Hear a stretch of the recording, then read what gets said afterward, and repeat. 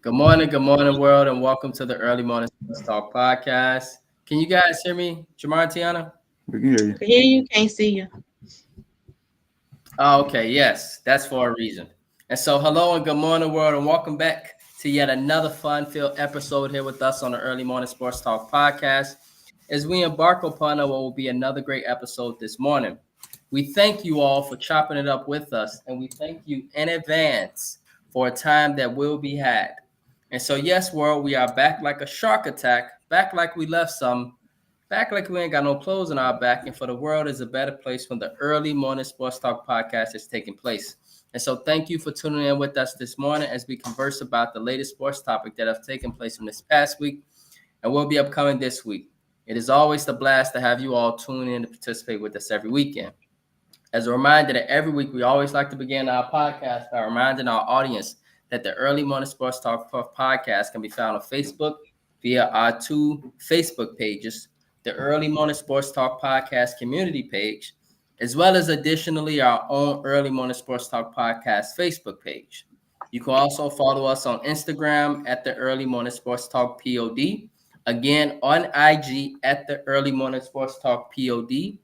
YouTube, Apple Podcasts, and Spotify as the Early Morning Sports Talk podcast, as well as our own Facebook pages via Brandon Price, Jamar Goodman, Ian Jones, Tiana Vincent, as well as our guests for that weekend.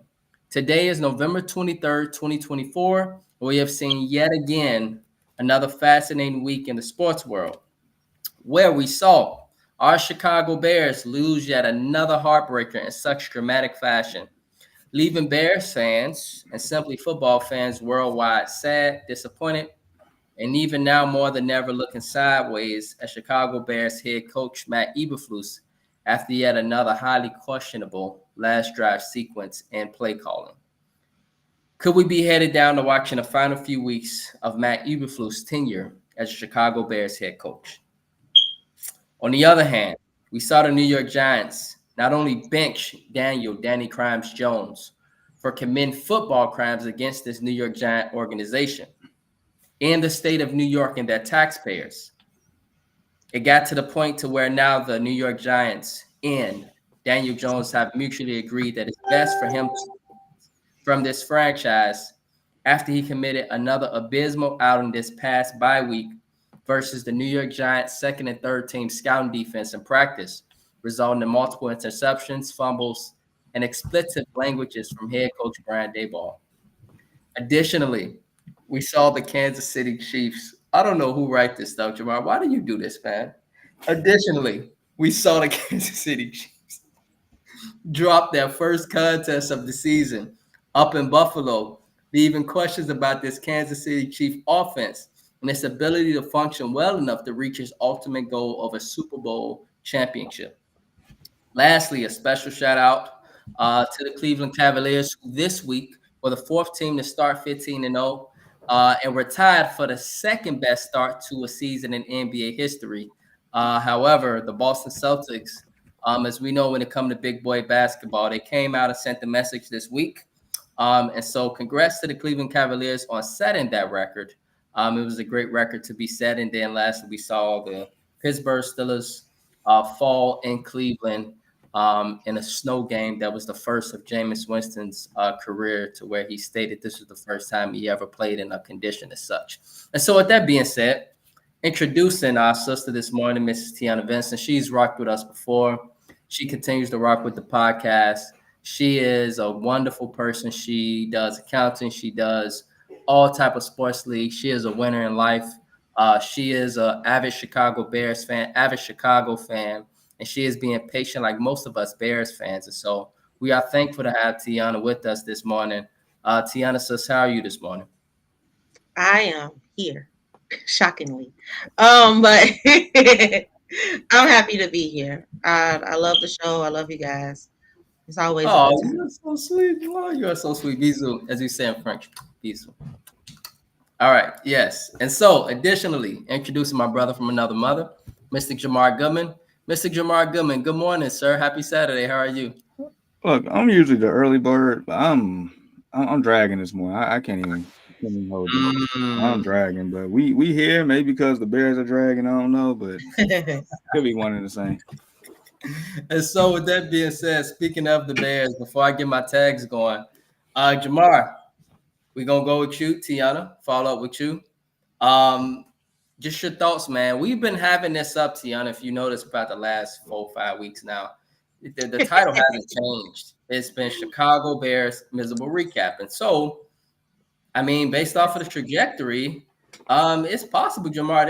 This caption could be staying up for some more weeks, man. But let's talk about this past Sunday, though.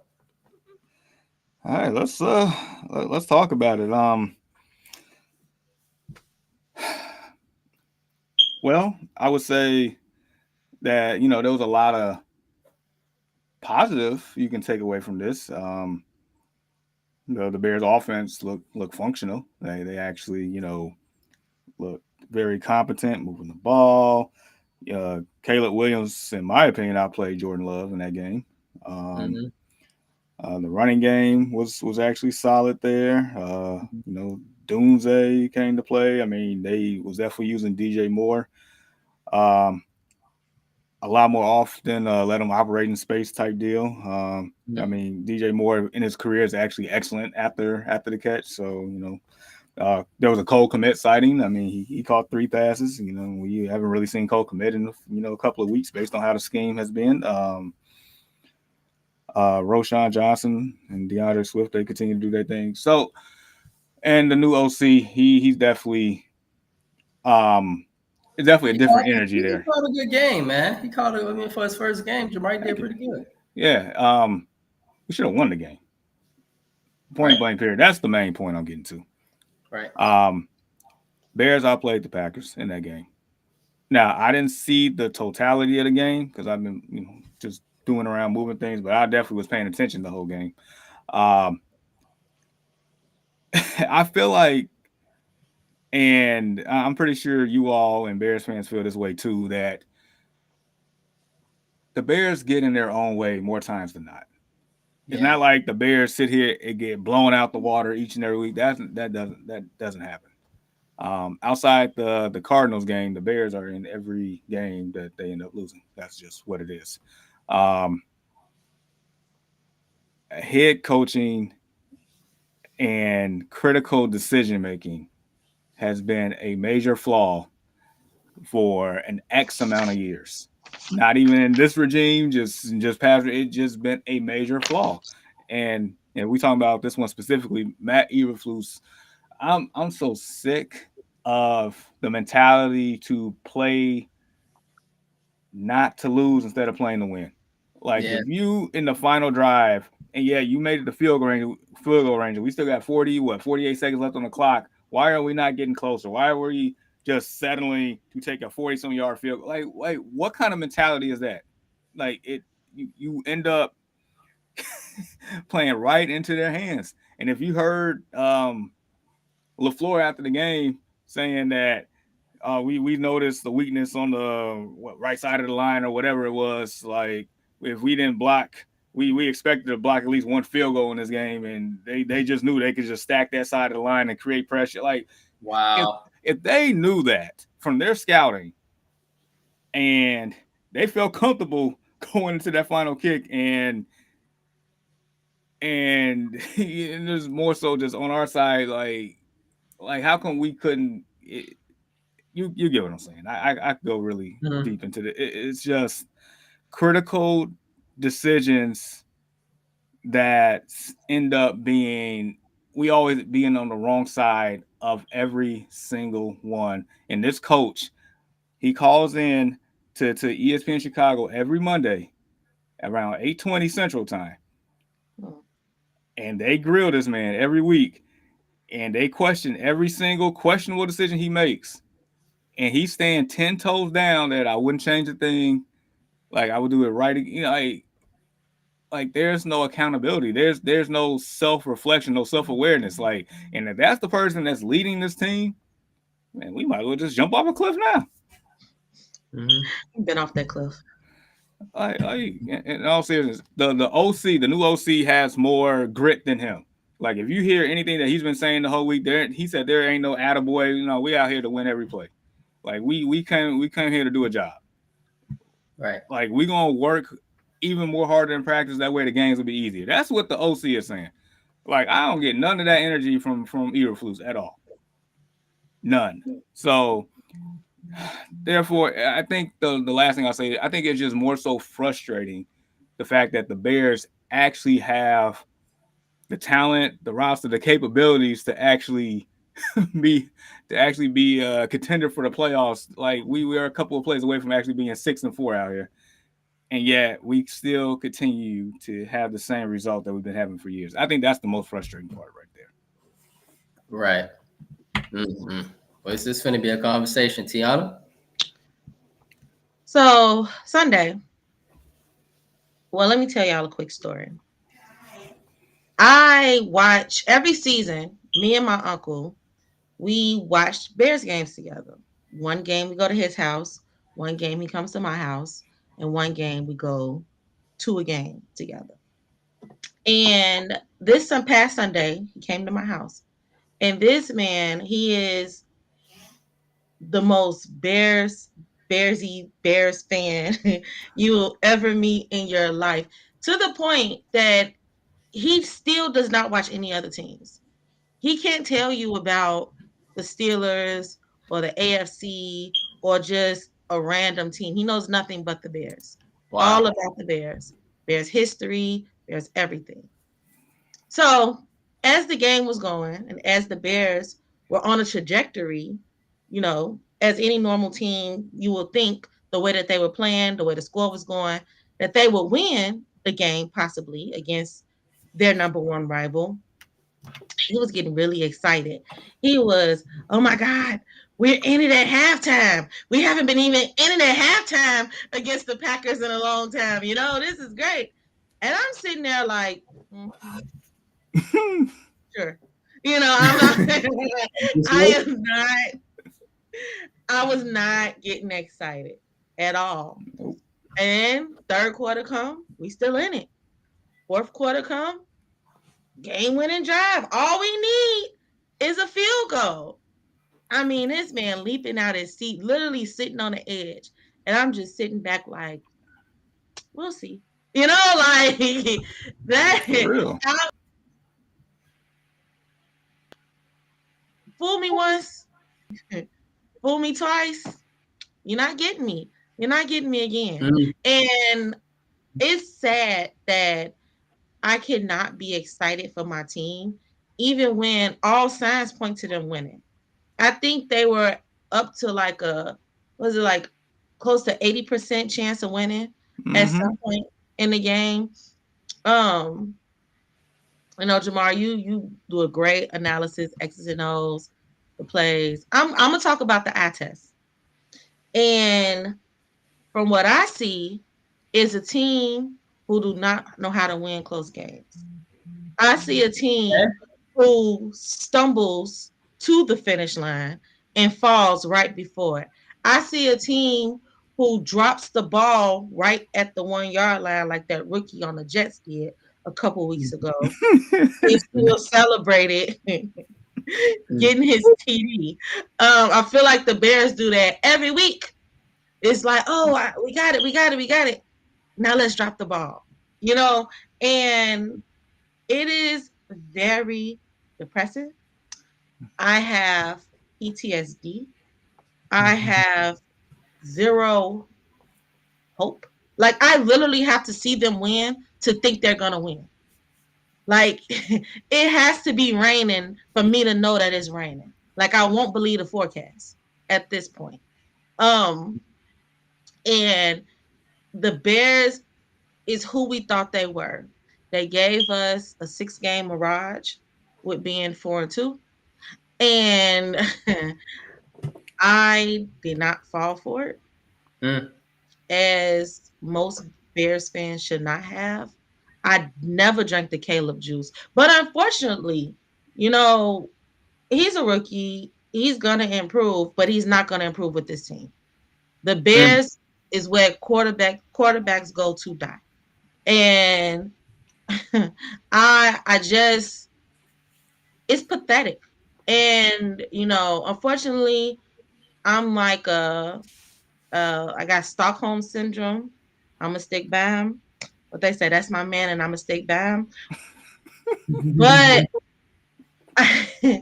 at this point, it is what it is. I mean, if you look at our schedule, we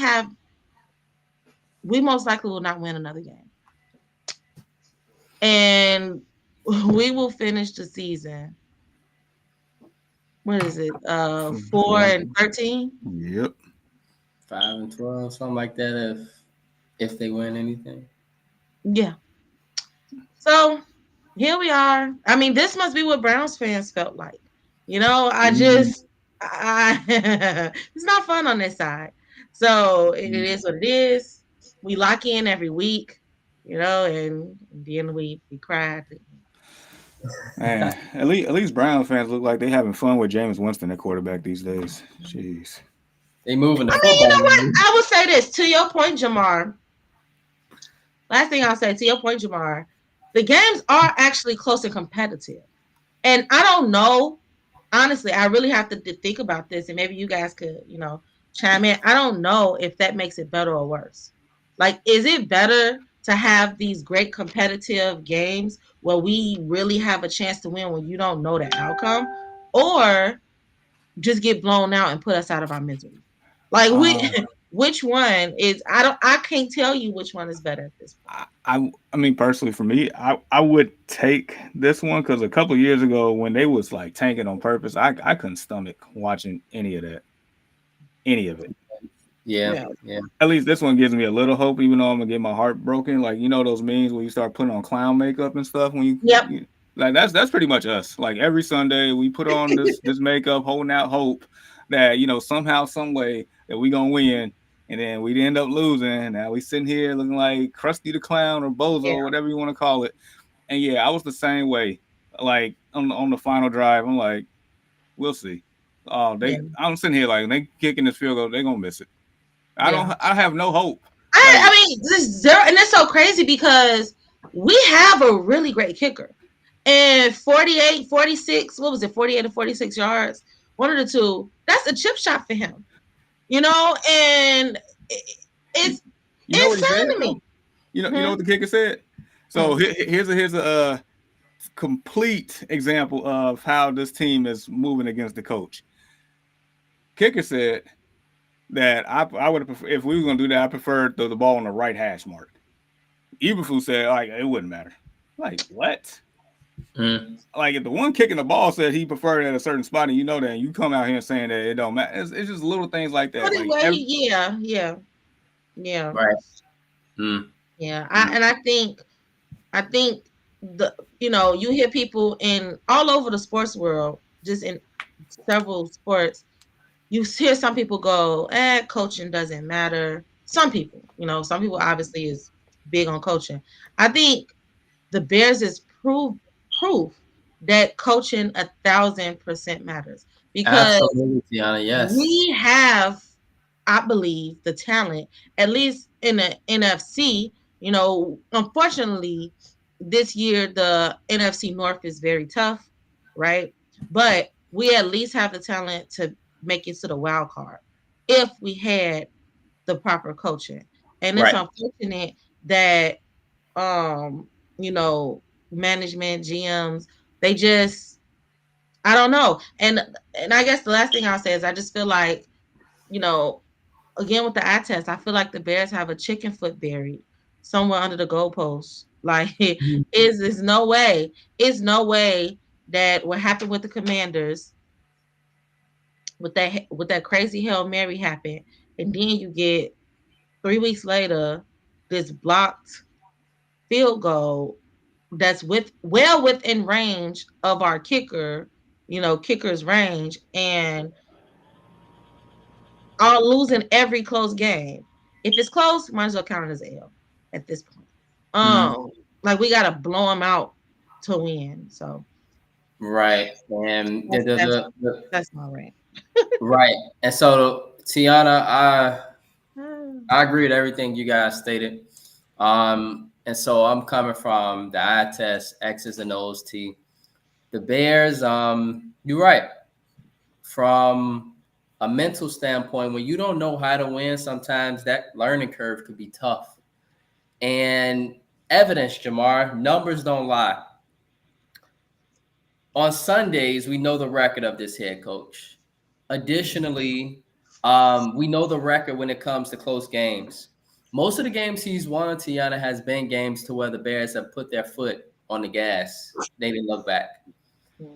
A lot of games, however, that they've lost has been because of the coaching of Matt Eberflus.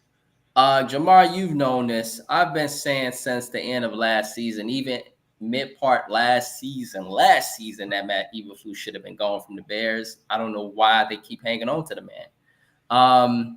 He makes questionable call after questionable call after questionable call. And then when that happens, it begins to really be, Tiana, is somebody in this organization looking out for this man? Like, does he know somebody? Like, are they playing golf with each other? Like, the shit is obvious, Jamar. Like, he is, I'm not saying he's a bad guy. He's just not the right fit. Not the leader of men. Yes, and I'm not saying that Matt Eberflus is a bad person. He's a great person. I'm pretty sure he is, all the good things. But when it comes to close games, when it comes to certain calls, he does not get it done. I'm literally sitting here watching, right? Me, family, stuff like that. And I'm seeing the game happen, and I'm like, okay, the Bears actually got a chance here. They got a chance, okay. And then the final drive happened, and I see Caleb Williams show heart, y'all. Show heart on that fourth down, Jamar. He showed heart to get that fourth down, get it manageable, and then go to the right hash and get that first down to Keenan Allen. I'm like, that's it. Go down the field, get another first down. And then that's when the questionable stuff happened. Matt Eberflus just let the clock melt the whole time. Just let What the was clock with melt. that? I saw that. The hell was that? And just letting the clock melt. And I'm like, Matt, at least try to run another play outside of this play. That's what I was literally screaming at my computer. But I was watching on my phone, actually. Literally. Matt, run another play, run another. Matt, run another play, run another. Matt, run another play. I'm saying this. Matt, because I call him Matt. Jamar know I call him Matt. Matt, run another play. One more. Because I'm diehard Bears. Mm-hmm. And literally, when the field goal got blocked, it was so embarrassing. It was so embarrassing because people that live in Guadalupe don't even watch American football like that. And they were sitting here and they saw the field goal get blocked. And one of the cousins said 0, but said it in French. And I'm like, damn. And they laughed. They're like, Brandon, like, don't you get your team already? Like, they're not, they're a bad franchise. They're a bad franchise. And when she says 0, I'm like, damn. And me, we sitting here watching, and she says like, ooh, I feel so bad for them.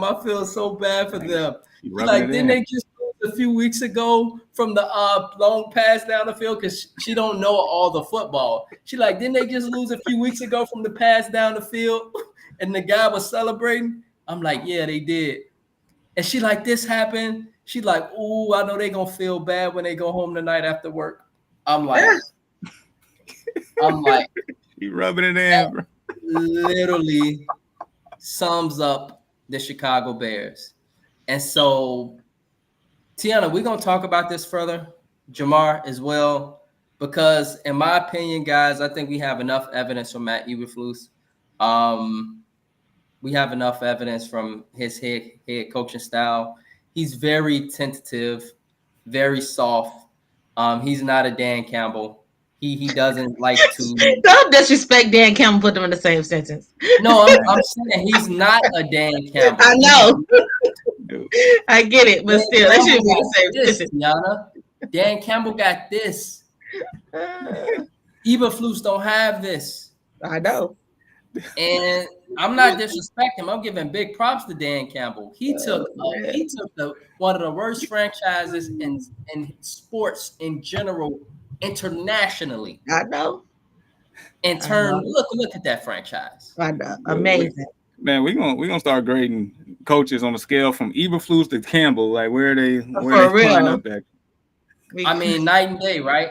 Absolutely night and day. Complete opposites. And I'm not trying to. I mean, but guys, I think we have enough evidence from Matt Eberflus at this point. The Bears, it feels so bad because they could easily be 6-4, y'all. And Jamar, my conversation would be that the Bears are actually a dangerous team. If they had the right coaching, Tiana, like you said, and I put this on everything I love, I'm going Chicago here. If the Bears had the right coaching, they'll be a team I would not want to see in the wild card. That's the talent they got. They will be a team based off of that trajectory, Jamar, being in every game. They've just shot themselves. And even the Arizona game, bro, that game was a lot closer than what people thought. The Bears gave up touchdowns at the end of the end of the first half, and then at the first drive of the third quarter. That put the game away. But that was a game that was a winnable freaking game, too. Yep. Supposed to beat the Patriots. You're supposed to beat them.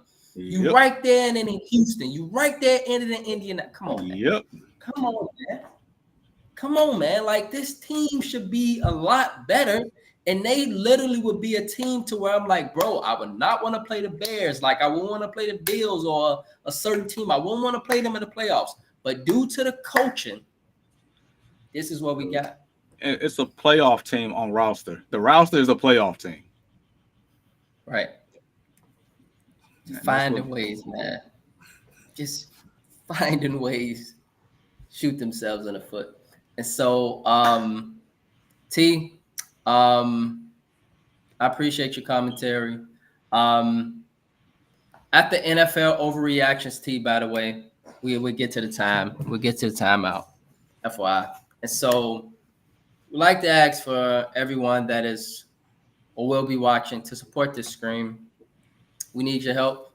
In order for us to continue to do podcasting, do what we need to get done, we need your help. We have hoodies. We have things down the pipeline. We have T-shirts. Very, very nice gear. Very nice gear that could support you in the fall. You're a football fan. We got Bears colored themed hoodies. You're a Bulls fan. Bulls colored themed hoodies, etc.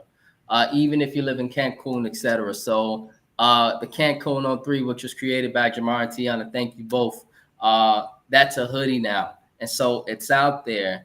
And if you guys want it, promise from a fashion standpoint, it's there. Put it up there with all the high quality brands in the world, the Polo Ralph Lauren's. That's the Early Morning Sports Talk podcast hoodie. It's that much quality. It's what you want to wear. It's what you want to be seen in. It's what you want to make a fashion statement in. All right. And so with that being said, Tiana, Jamar, let us now progress to NFL reactions and overreactions. And we're going to start here with this question. First, is it an overreaction, Tiana, Jamar, to think that after watching the Baltimore Ravens, Pittsburgh Steelers, Kansas City Chiefs, and Buffalo Bills play this past weekend, that the best team in the AFC is actually not the Kansas City Chiefs? Is that an overreaction, Jamar?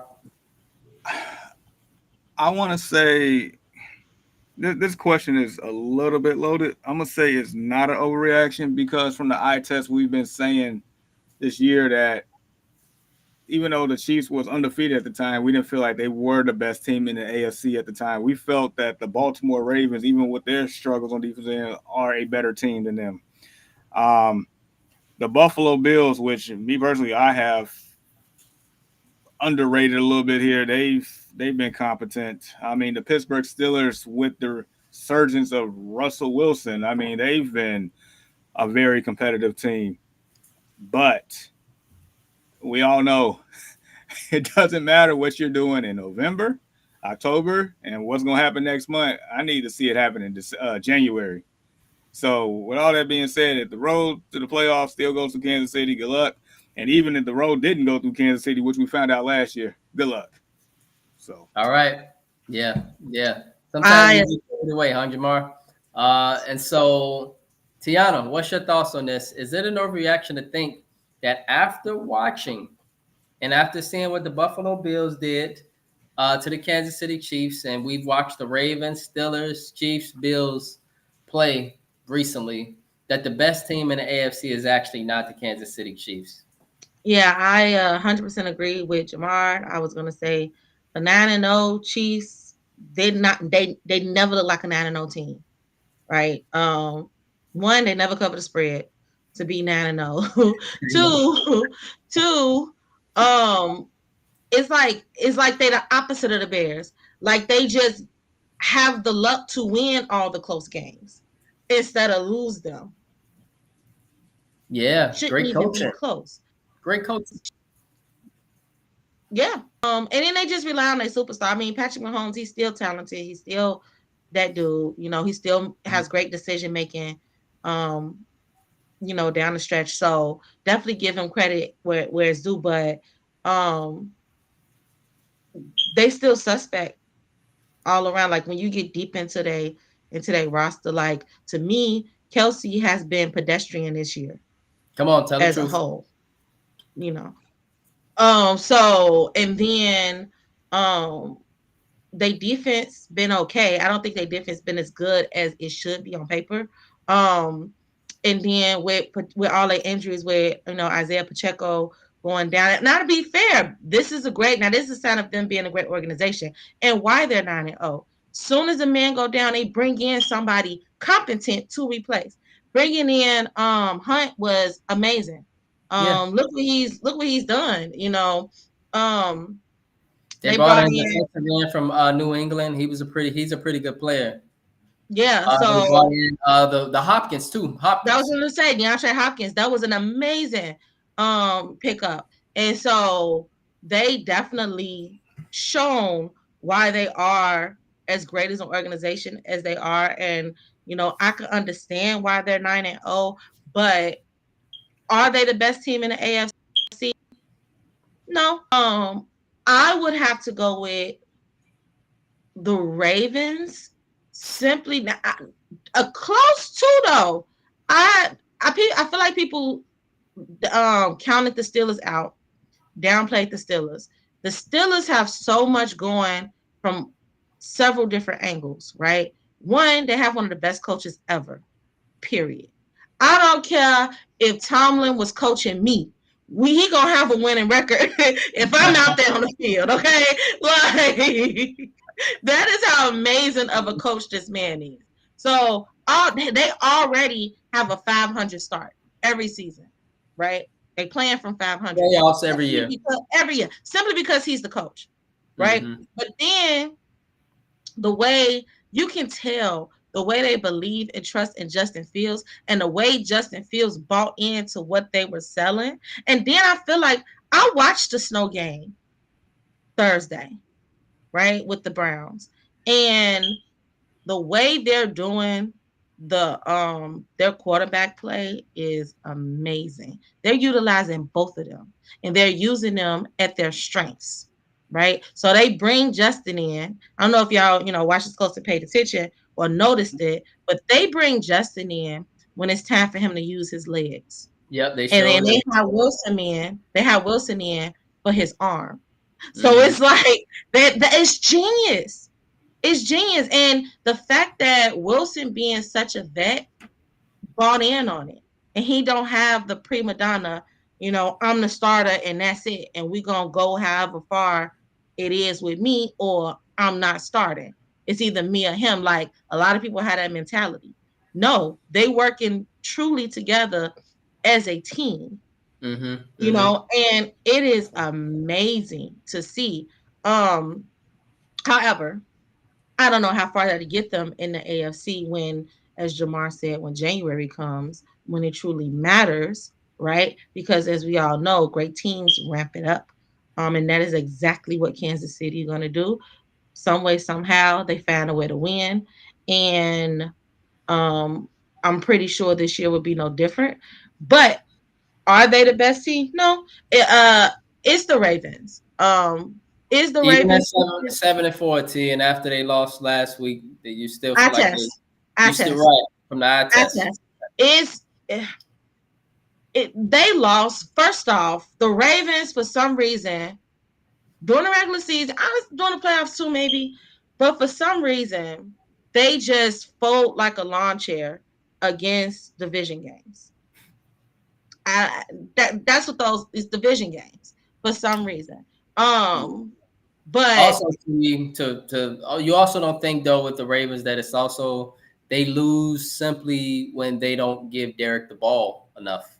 He needs 20 or more carries, and they often lose when he don't touch the ball enough. that too, that as well. I definitely agree with that. I mean, I feel like Henry definitely need at least 80 plus yards, but that's the part I was getting at. They're obviously an offense team. They'll say, okay, we may not stop the pass. They can stop they can stop the run. They still, I want to say, top 5 Russian defense. But Mm-hmm. they defense overall is so bad because I want to say they bottom 2 passing defense, right? Yeah, they pass So defense. it averages out, yeah, for them to be one of the worst defenses. But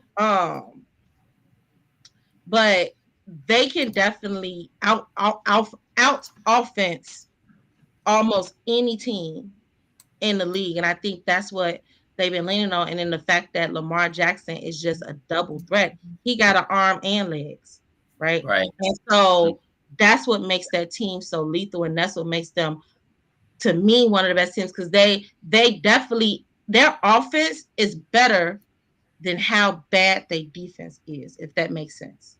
Right. Right. Right.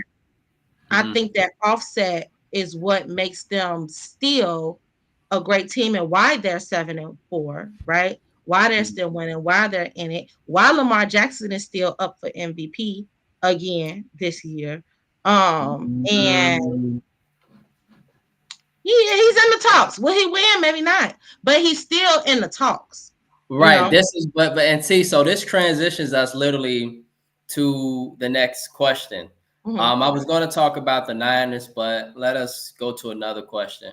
And by the way, I'm surprised you guys didn't mention the Bills as potentially being the best team in the AFC at this Strong point. man, they're gonna lose. I'm You not paying know, attention to them. but just right now, like not January. I know Baltimore going to be tough come January. They're in Kansas City. Nobody wants to play Baltimore or Kansas City. And I mean, Derrick Henry, Patrick Mahomes, pick your poison.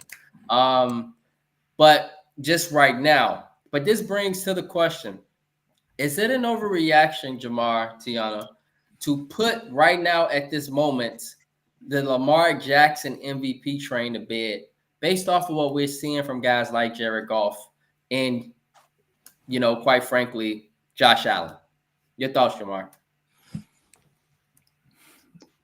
At putting him to bed as the front runner, because a lot of people that still had him as the front runner, but isn't that disrespectful to what Jared Goff's doing in Detroit? Isn't that disrespectful for what, after all the stuff that has taken place in Buffalo, to see Josh Allen have a bunch of no names and do what he's doing? Um, I'm about half and half.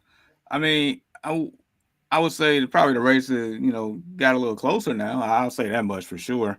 Um, but I feel like, so regards to Jared Goff, like I feel like they're winning games and it's not because of him. I mean, he does add to it, but it's not like solely because of him. Because when you have Montgomery and Gibbs out there doing everything, the defense just doing what they do, and the fact that the man threw 5 interceptions one game and they still end up winning, it's like, you know what?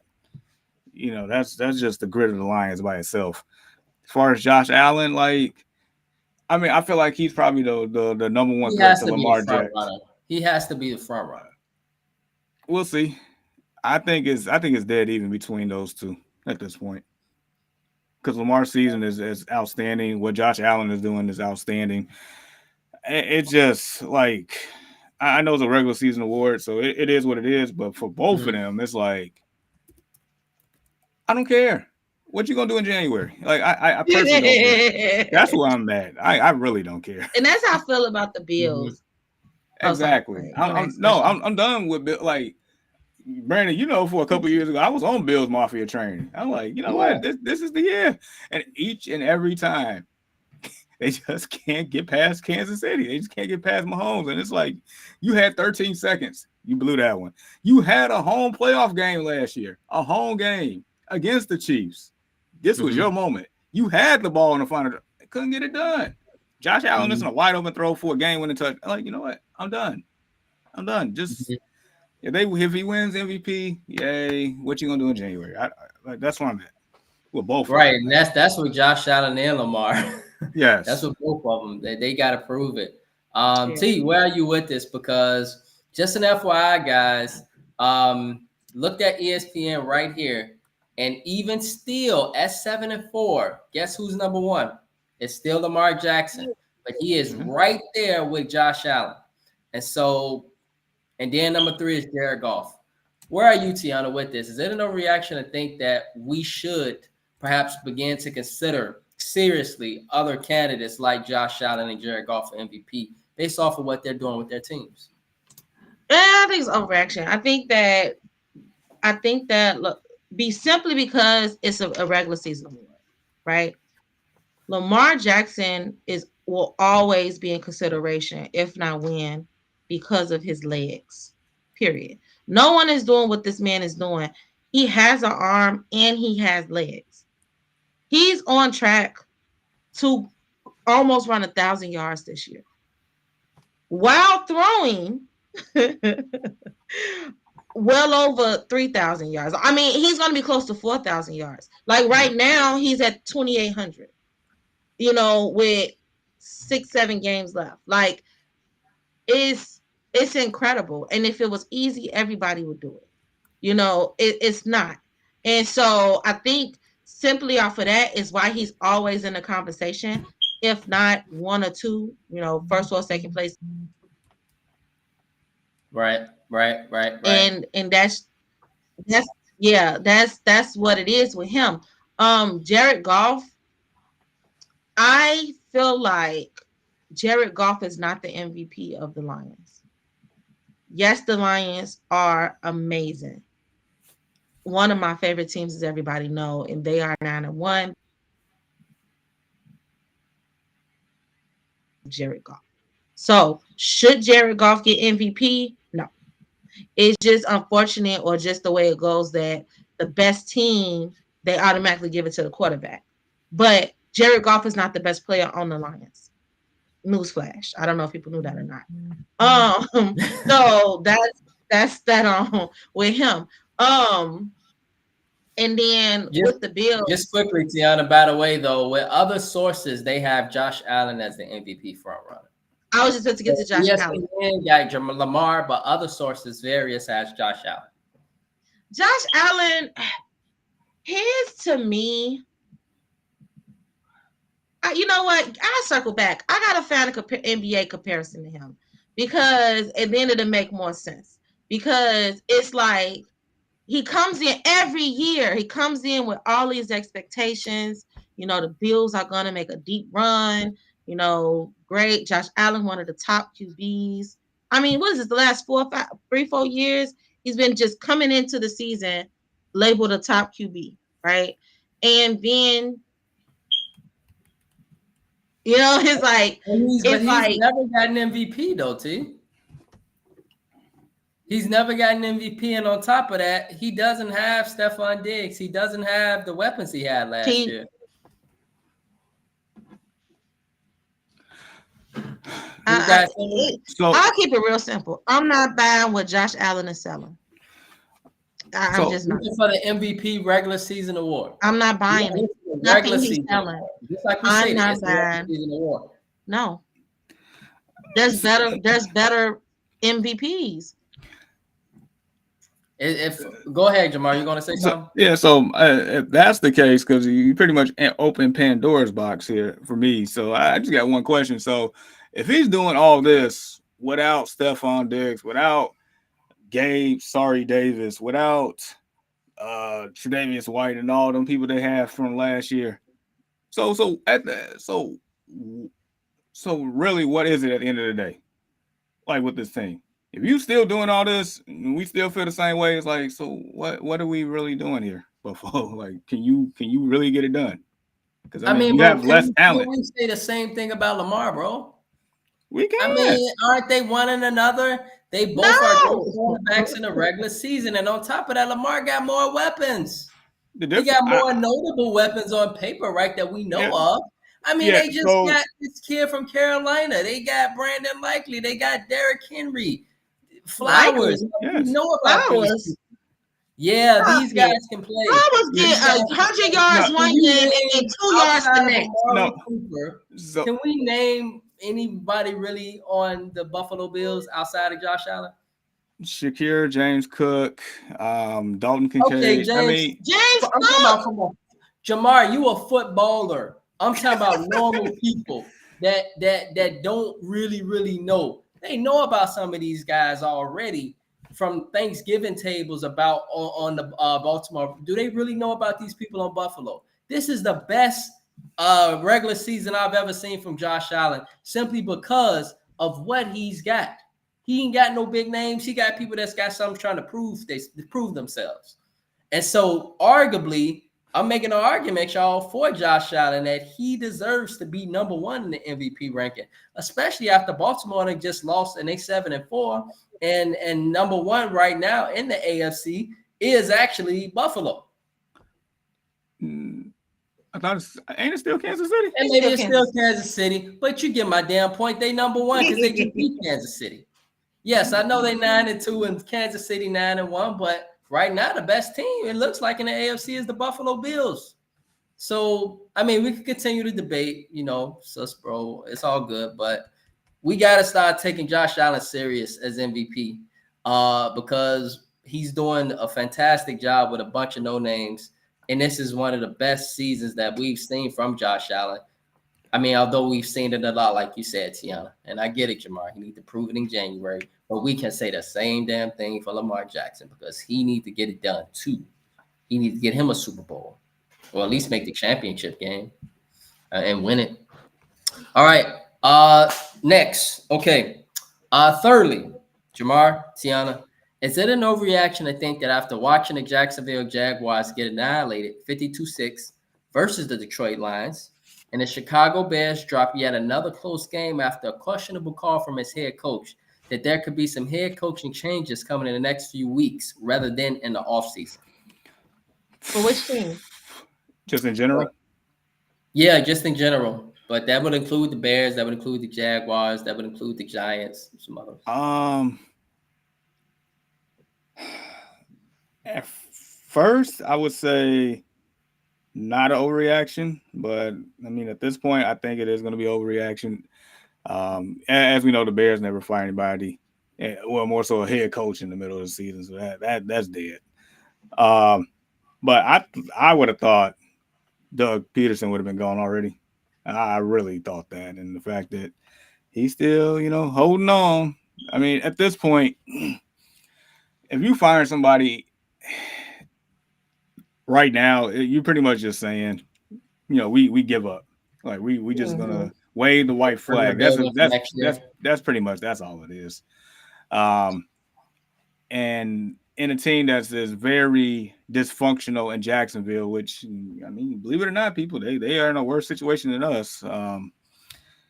That I mean, honestly, I don't know if it really makes any sense at this point to let people go when you're pretty much at the getting towards the tail end of the season. So that's why I'm leaning what I'm leaning at this point.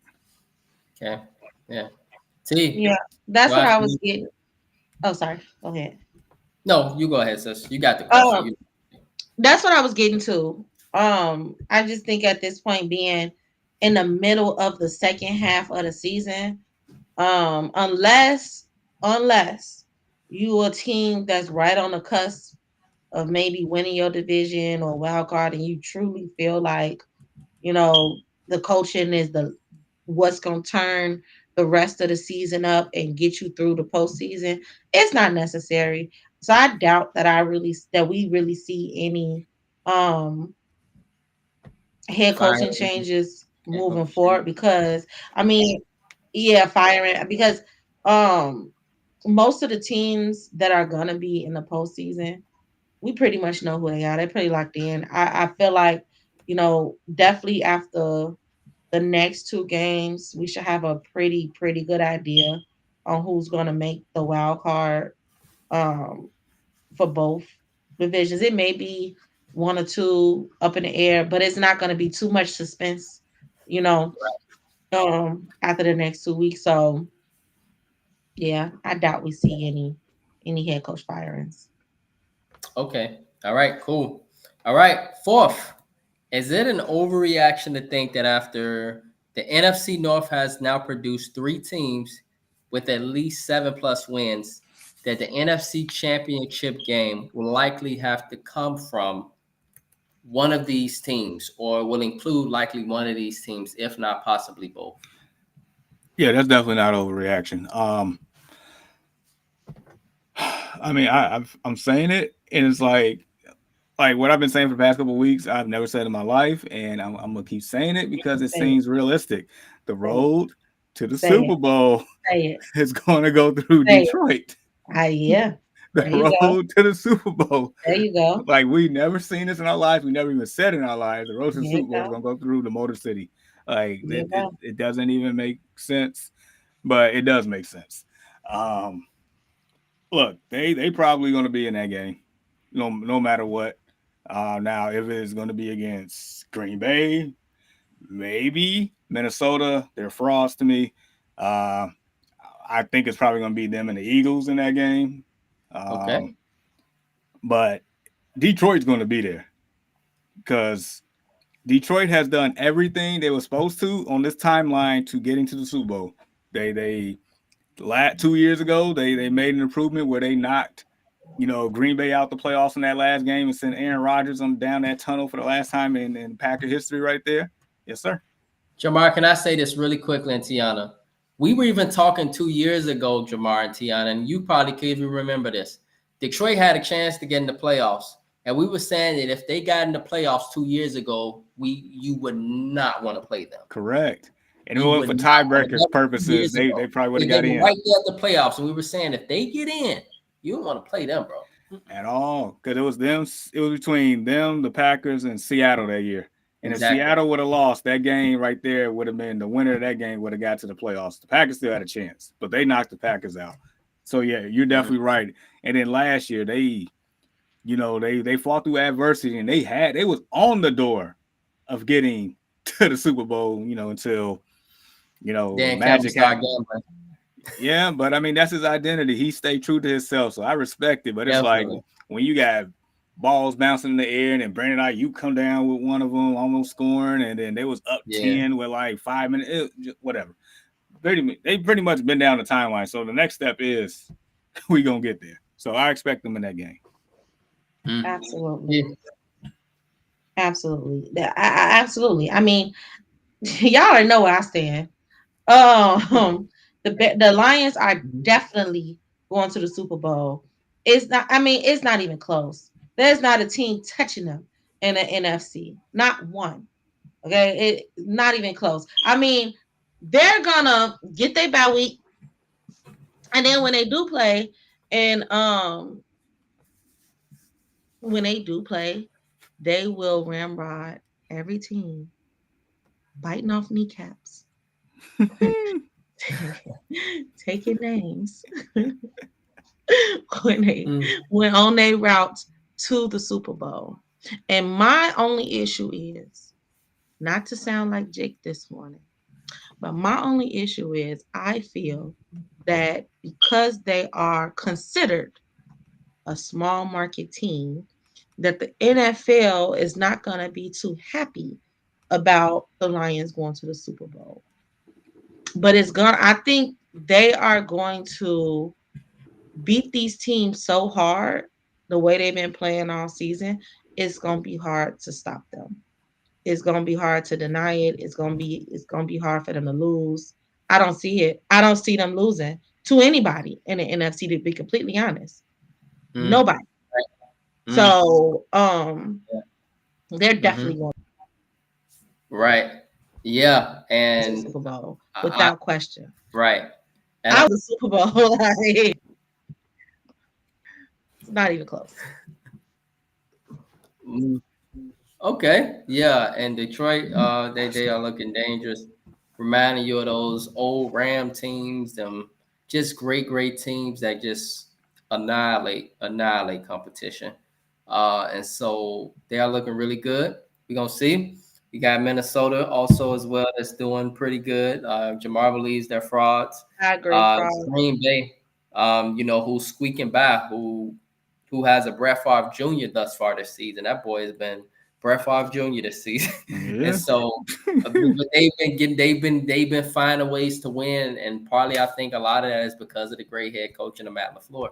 He's a good one. He's a good head coach, and you know they got a great running back there. They got great receivers in Green Bay, so they find a ways, and so it's going to be very interesting. Come with all three of those teams.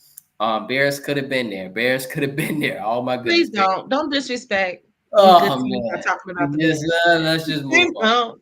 don't. See, let's move on. Yes, and Right, so leave them out of this. um, yeah, let's just move on. And so, lastly, Tiana Jamar, is it an overreaction to think that after the benching and then release of quarterback Danny Crimes Jones, that if this losing trend continues, which is likely to happen with this franchise, that this New York Giants organization will soon be cleaning their house some more after quarterback Daniel Jones has punched 6 walls, broke 8 vases, messed up the kitchen, and stole the TVs.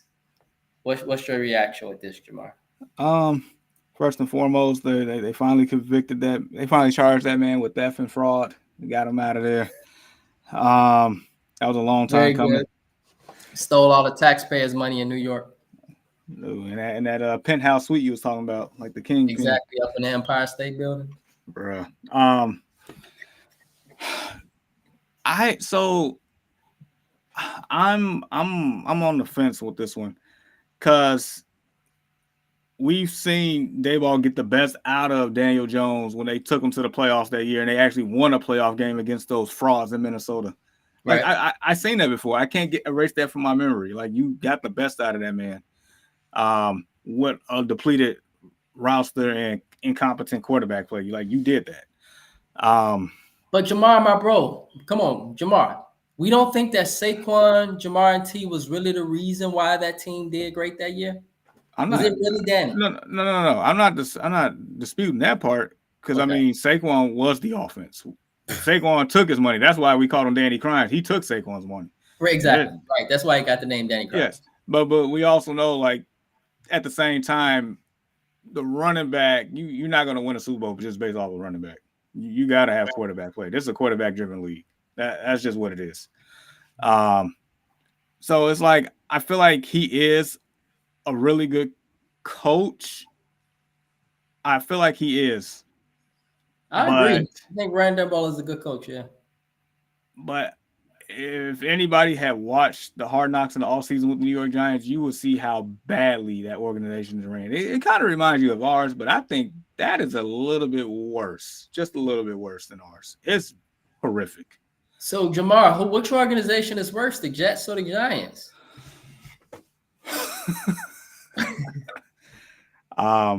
They're both awful. Jets haven't been to the playoffs since we was in Purdue, Jamar. That had to been back in the Rex Ryan days. Yeah, I don't call the Jets making the playoffs. Do you, Tio? No. It's been since then, bro. And then the stuff that you heard about this past week with the owner, what's his name, Woody Johnson or whatever, doing all the stuff that he's doing, like right.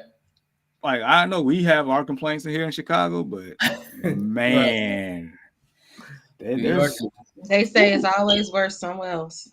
I'm telling you, New York is worse. awful. New York is awful. The whole New York. Yeah, so it's like that's why I'm at because I don't think it's him. I think it's just the whole structure itself that's making that. Well, thanks, Ian. He pretty much put it in a nutshell. Morning, Ian. How's it going, bro? Yes. And so, T, what's your reaction to this?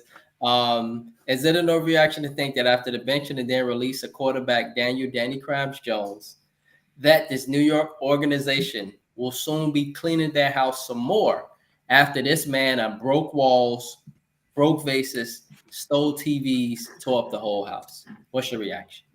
First off, why is he even talking about this? Um, what a waste. I'm surprised people ain't logged off. The, It the viewership that went up. Look, they suck. They need to clean house. Will they clean house? Doubt it, because look how long it took them to drop him, you know. Um I mean, I have zero interest in the Giants. I'm not gonna hold you. Zero. Why? Just a waste of an NFL team. I just I, you know this I is just one of the wasn't more even talking historic about him right franchises. now. Like, I don't even want to talk about him. Like, I truly do. I feel like it is very few things that I care about less than I care about the New York Giants and their organization Okay. and just everything about them. So to answer Mm, your question, they should clean house, but because of how bad an organization they are, they probably won't. Probably drag their feet and do other things that I be see y'all detrimental point. to the team. I So see your point. yeah. Yeah, yeah. And I like the analogy you use with it because the cleaning of the house, you say it took them long enough to kick Danny ass out the house. So in that case, it took them that long to kick Danny out. It's probably gonna take Brian. They probably gonna find a bunch of reasons and excuses to. And so I understand. I think he's a good head coach. Jamar thinks he's a good head coach, but sometimes it depends on the organization.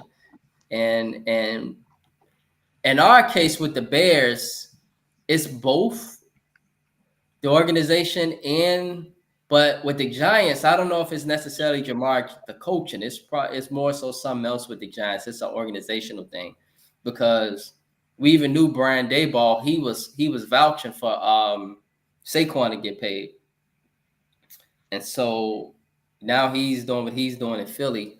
This man jumping backwards over people. I mean, jumping backwards doing hurdles. Like they probably watch that man go win us be somewhere near the Super Bowl. Like it's crazy out here. It's crazy out here with these organizations.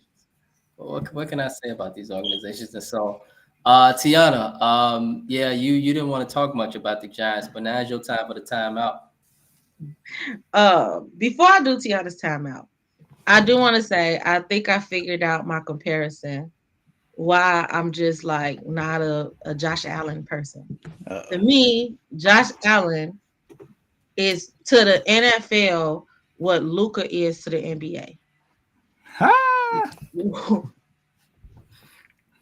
Think That about Okay. it. was a, that I'll was let a thing marinate in that, across and my. I'll do Tiana's timeout. Marinate in that, I was and thinking I about that earlier when you was talking about it. I'm like, maybe Luca, but I ain't think you you gonna say it. see, you thought about it. It's Luca, ain't it? It's Luca. You marinate in that. Marinate in that. Okay.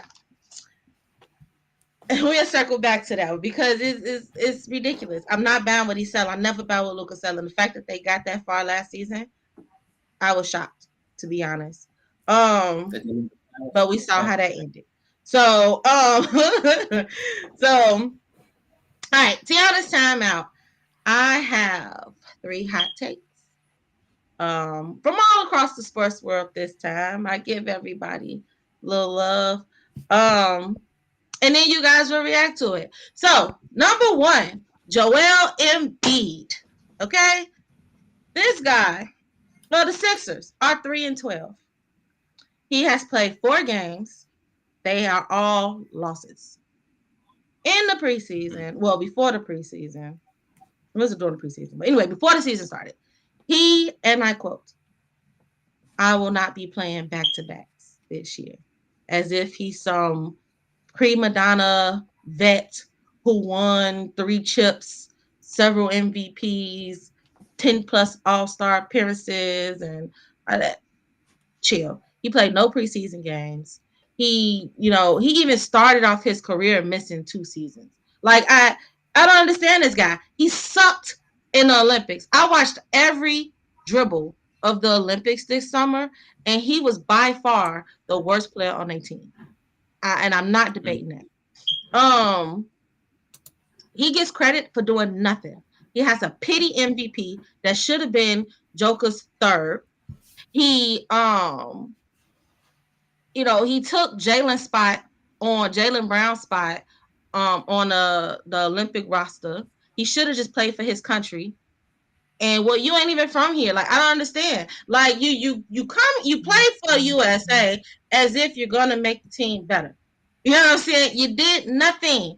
And then once again, he gets all this coverage, all this talk about him not playing, about him sitting out and all this, as if he's done so much to even get the coverage. What have you done? The man never even made a conference finals.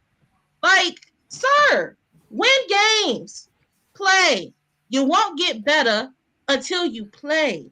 He's not in any type of conditioning shape because you're not conditioning. Like, I just don't understand it. Like, I just wish people will stop talking about Joel Embiid for the rest of the season. Like, story and back to work on him, play. Like, I even saw a story the other day about they had to have a team meeting, and Maxey called him out for basically being a cancer in the locker room. Yeah, I'm not surprised. He came into the league a prima donna, talking about Rihanna's gonna want him after he, get in the league and win MVP. How's that going, Joel? Okay, how is that going? All right, I'm sick of him. Sick of him. Win something. Number two. Number two. Yeah. Well, y'all can go. What is y'all reaction to that one? I agree. I mean, yeah. I mean, I agree, Tiana. He hasn't won anything.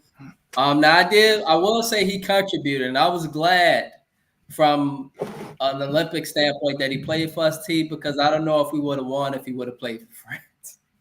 But I'm glad that he was definitely on our team because he was able to contain some of them bigs. But just in regards to the more important stuff outside of the Olympics and all that stuff, he's been a prima donna. I mean, I totally agree. He needs to win. The fact that I heard he won't play back to backs, I thought I was dreaming when I heard that. I thought, like, what? He said, what?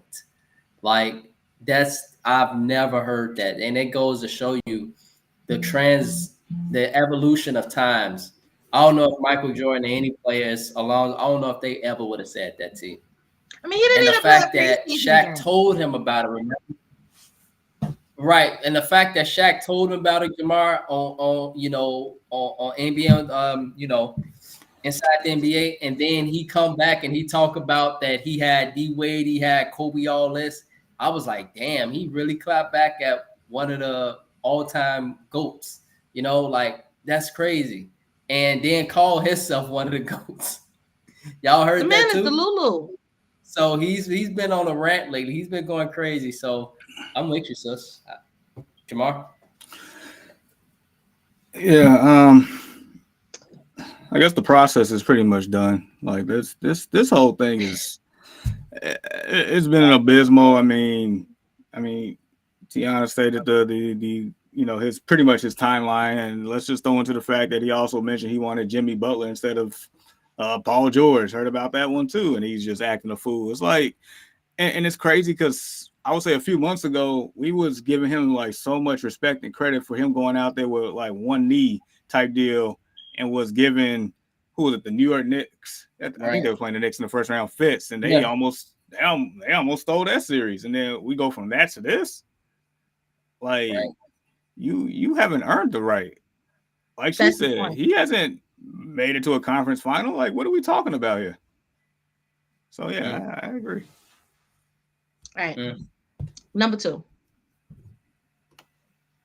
I've said it before and I'll say it again. I drank the juice and it tastes delicious. Colorado is 8-2. Okay. 2 games left. They will be in the Big 12 championship, most likely against BYU, and they will win. They will go to the college football playoffs. Mm, we'll see how far that go. However, the fact that they're even getting to the college football playoffs after the season that they had last year is amazing in itself, coupled with the bad coverage. I noticed the beginning of the season when the schedule dropped, Colorado played every game on national television. It is unheard of for a team that ended the season with they had 4 wins Mm-hmm. last year. Part of me wants to believe that it's just because, oh, it's a great team. They maybe had a rough year, blah, blah, blah. But we know the truth. They wanted the public, the people, the media wanted to see this team lose in prime time every week. And they Come got their on. face cracked. And that is T, I'm not so what happy you happened. reading between the lines because I'll That be is saying this not stuff. what Maybe a happened. setup. They be setting them I up. literally cried. Yep. I literally cried. Literally, tears, not exaggerating, fell down my face last week as they won and as they was beating who was it? Utah they played last week. Mm-hmm. It was Utah. They played Literally Utah cried last week. to watch as I watched them win that game. Um, I completely bought what Dion was selling, and uh, they just ramrodding. They just straight to the top. Travis Hunter for the Heisman. Shador Sanders should be the #1 overall pick in the Couldn't even. 2025 draft, and Deion Sanders should be Coach of the Year. Period. Period. I'm done. Y'all thoughts? All right. All right. And right. Any thoughts? Yeah, this is gonna be really. T, can you hear us? Yeah, no, you're going in and out. I'm sorry. It was like, okay, there you go. We hear you. Jamar, go ahead, because I don't know if y'all can hear me. Um, Oh, that's what's happening. Okay. yeah. So And so yeah, in regards to yeah, the internet. Go ahead, Jamar. okay. Sorry. No, you're Sorry about fine. Um, if I'm not mistaken, I think Paul Feinbaum was one of the ones that was like just dogging Dion out. If I'm not mistaken, like It was several just people. yeah. No, you're right. But I just remember seeing his face every week on First Take, just dogging him out, this and that. They haven't done anything. They playing some real competition now. Just bad mouthing him like all this prima donna stuff. But for them to do what they're doing right now, it is like phenomenal to see. If they do make the college football playoff like we think they are, then what else can you say about the man? Like 2 years ago, the program only had one win. Yep, 1-11. One, and y'all question everything this man has done up to this point. Y'all don't like the way he operates, but yet he turned the program around. They paid him the money to do so, and it has paid dividends between the money they're making, between the media coverage, and Yep. just his name along. And now they're winning. It's like, what more can you ask for? Like, I don't see anybody else. I don't see Nick Saban going to Colorado, turning them around in 2 years. I don't see Kirby Smart, Dabo Sweeney. I see Deion Sanders doing it. Did it at Jackson State. I mean, yeah. And now this, like, hey, what else can you say? Mm-hmm. Can you guys hear me? Yeah. Fantastic. All right. And so, yeah, shout out to Dion. Shout out to the program. Every game with Colorado, and I was just saying, T, I don't know if you can hear me, but I feel like in a way it's been set up for Dion to fail with those primetime games too, because they know of Dion Sanders, they know who he is, they look at him as being this arrogant personality, blah, blah, blah, this and that. And they want to see that program. They want to see him fail. They want so badly to see that program fail. I've never seen a program play so many late night games, Jamar. Midnight, 11 p.m. I'm like, damn, like they got them playing late as hell, like more than any other traditional program. Like, why is this scheduling like this? It's for a reason. And so it's really great to see this happening. I just hope that they continue to stay focused, team. They've been a good team. Only thing I haven't seen from Buffalo is them put their foot on people's necks when they have the chance. If they learn how to do that, then they could be a serious contender to Alabama or somebody like a big school. But sometimes Colorado play with their food, if that makes sense. That's saying, and so I Yeah. hope that they pass their schedule, that they focus against these other teams. And if they do make the playoff, then that will be great for sports. So, yeah, I'm with you too. Okay. Last one. Number 3, Detroit. Detroit is the best football team in the NFL, and it's not even close. Not even close. As we stated earlier, the road to the Super Bowl is going through Motown. Period. I have the pleasure. I will be in Detroit on Thanksgiving. Instead of eating turkey with my family, I will be watching the Lions most likely whoop on our Bears, and it most likely won't be pretty. Hopefully, it's a good game. Hopefully, it's close. Um, but that's what I'll be. That's what I'll be doing. People thought that the Lions would slow down after Aiden Hutchinson got hurt a few weeks back. It One monkey did not stop no show. Okay. Mm. They did not slow down. Their offense is incredible. Before early in the season, right now, he's a lock for 2 TDs a game. You can damn near lock him in for 2 TDs a game, along with Jamar Gibbs. They literally have a two-headed running back monster. And let's not forget about Amon-Ra St. Brown. Like, it's insane that this great of a Jameson team Williams, all these is, weapons. is insane. And their quarterback isn't even their best player. Like, Right. it is crazy. I will say this. They have what looks like somewhat of a difficult schedule the rest of the year. They play the 49ers, they play the Bills, they play the Packers, and guess what? They're favored for every game. They Mm. most likely will win out and finish this season 16-1. That is incredible. I'm just here to get a Lions Day props because I feel that even though the Lions are such an amazing team, riding head and shoulders over everybody in NFL, I still don't think that people believe in them. I watch First Take, right? I watch NFL Today. I watch Get Up, on ESPN. And guess what?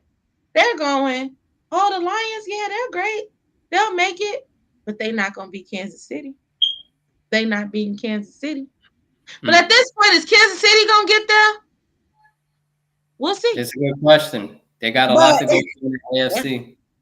um, that's it. Right. Lions Super Bowl. Period. Mm. Yeah, Jamar, bro. What's your thoughts? I mean, they're playing like the best team in the NFL. Not I even mean, close. It's not only that. They're not. It's no one who is playing better than the Lions right now. Name one team from any conference. We Oh, can't. The only way for the Lions to lose, Jamar and Tiana, in my opinion, in come January or just even in any game, would have to be the best chance would be a road game. Because on that turf in Detroit, I don't know, them legs are just flying like track meets up there. And so they putting up 50 buckets, they putting up 49 buckets. They putting up just buckets, a lot of points. They are. I don't know if you can beat them in Detroit. It's look like it's virtually impossible with all the weapons that they have. And to then think that Aiden Hutchinson went down, like you state, they didn't miss a beat. They went out and got Zadarius Smith as a replacement. And I don't know if people know about who he is. So it goes to show you the mentality of the head coach and the franchise, and what they own, what they trying to accomplish. And so, I mean, I ain't got nothing to say with it, Jamar. I mean, dude. I mean, last year when they lost to the Niners, Dan Campbell said, like, I don't know if we're gonna have this chance again.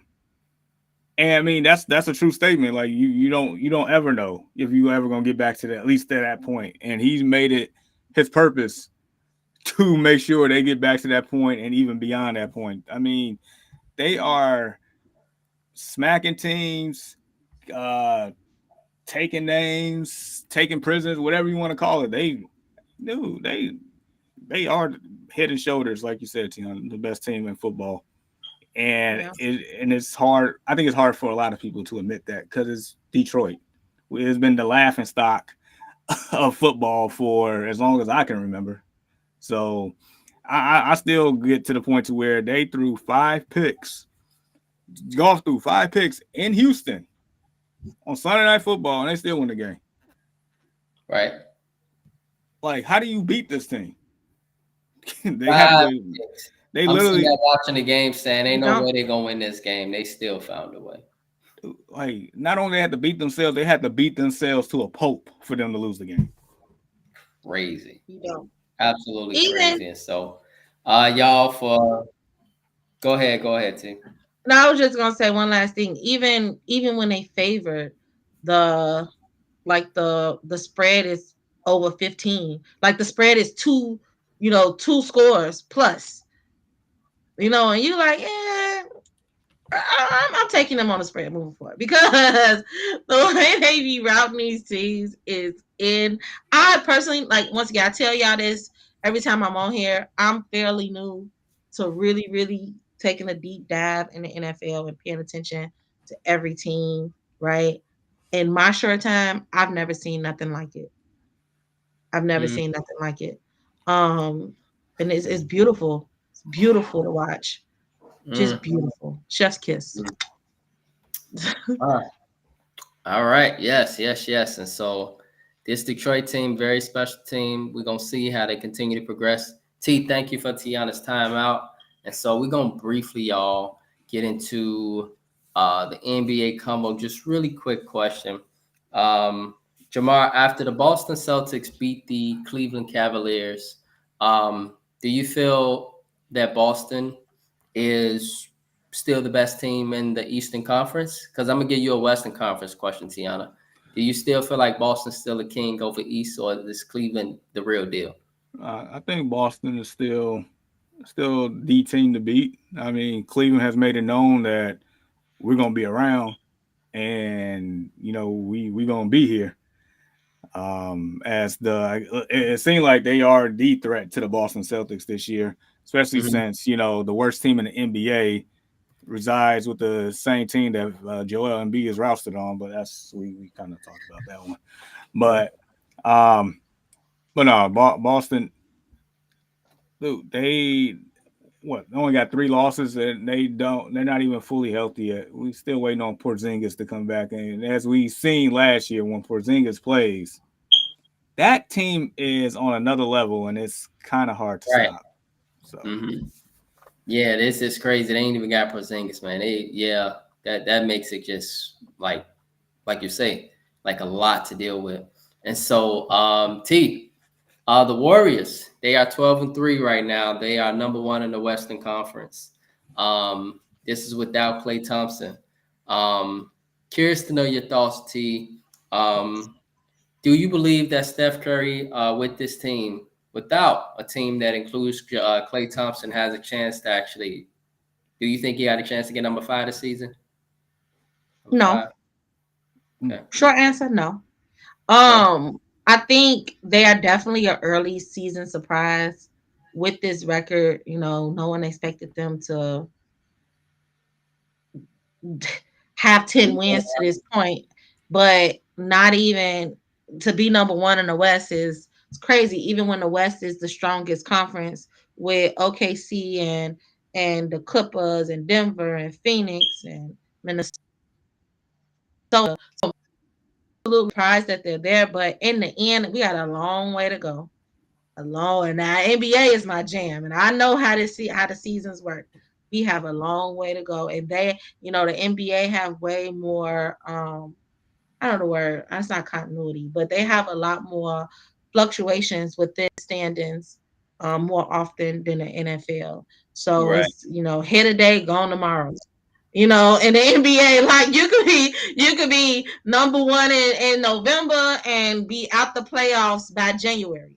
So It's it's way early, too early.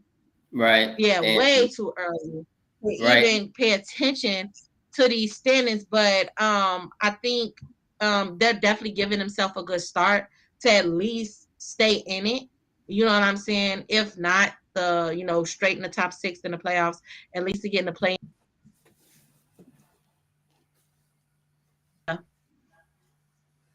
I mean, stuff is stuff.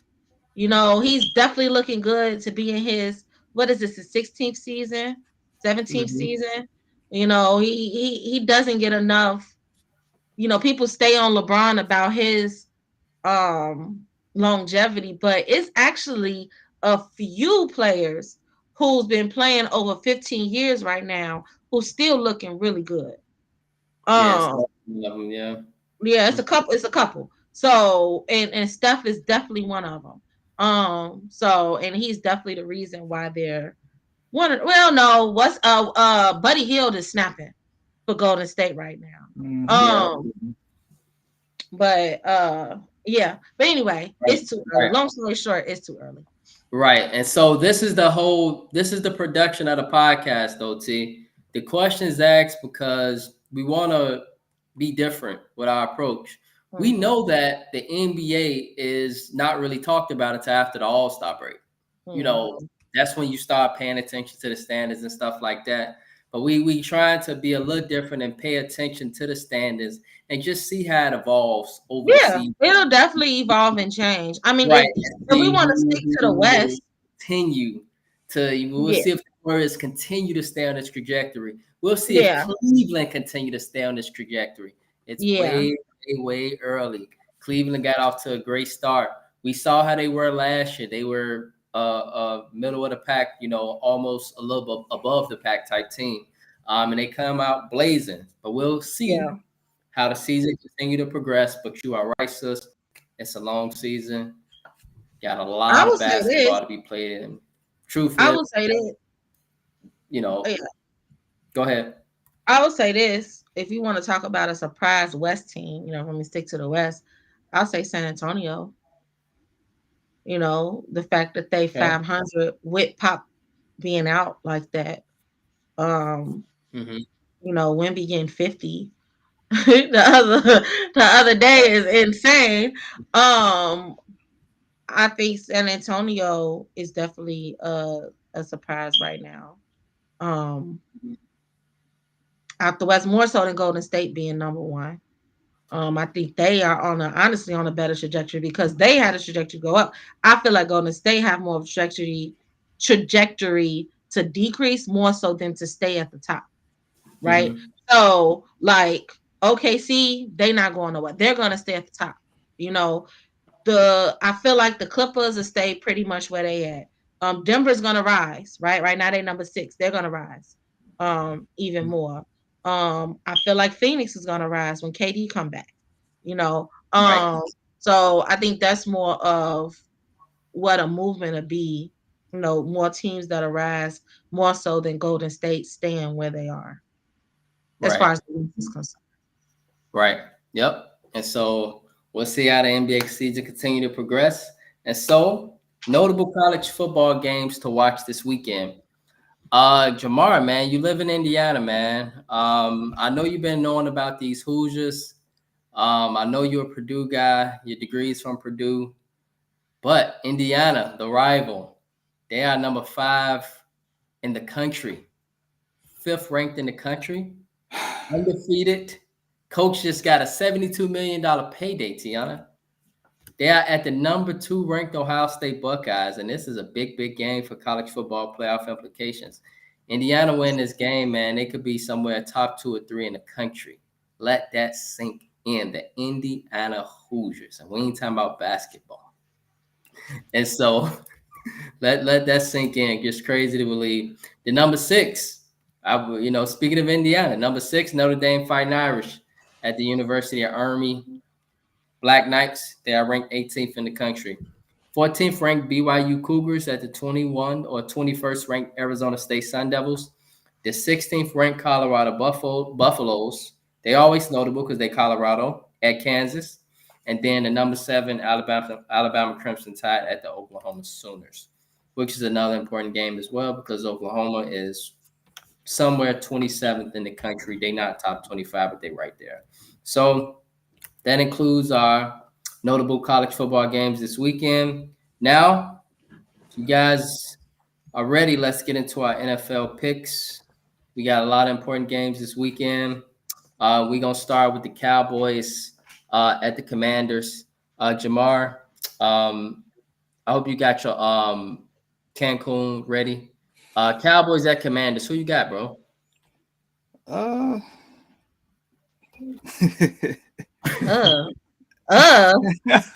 say Yeah, because I was like doing like 3 things at once, so it didn't process in my head until I started laughing. I'm like, wait, what?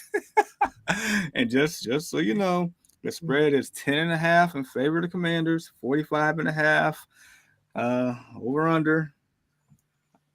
I don't really have too much analysis on this one now.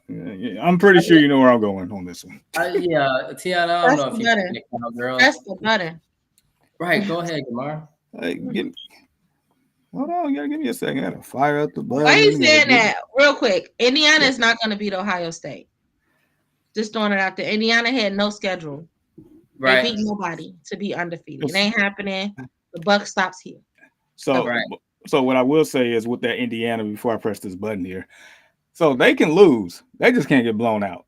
If they get blown out, then that opens up the floodgates, and they could be a Florida State possible. Yeah, right. They just got to make it competitive. But with all that being said, voila. All right, yes, that means we picked the Commanders. World. That's what we got. Ain't nobody going no damn Cowboys. Titans at the Texans. Is this another Cancun? I don't know, but Jamar? Titans at the Texans. Okay. All right. Just so you know, Texans are favored by 8, 40.5 over under. I will say this.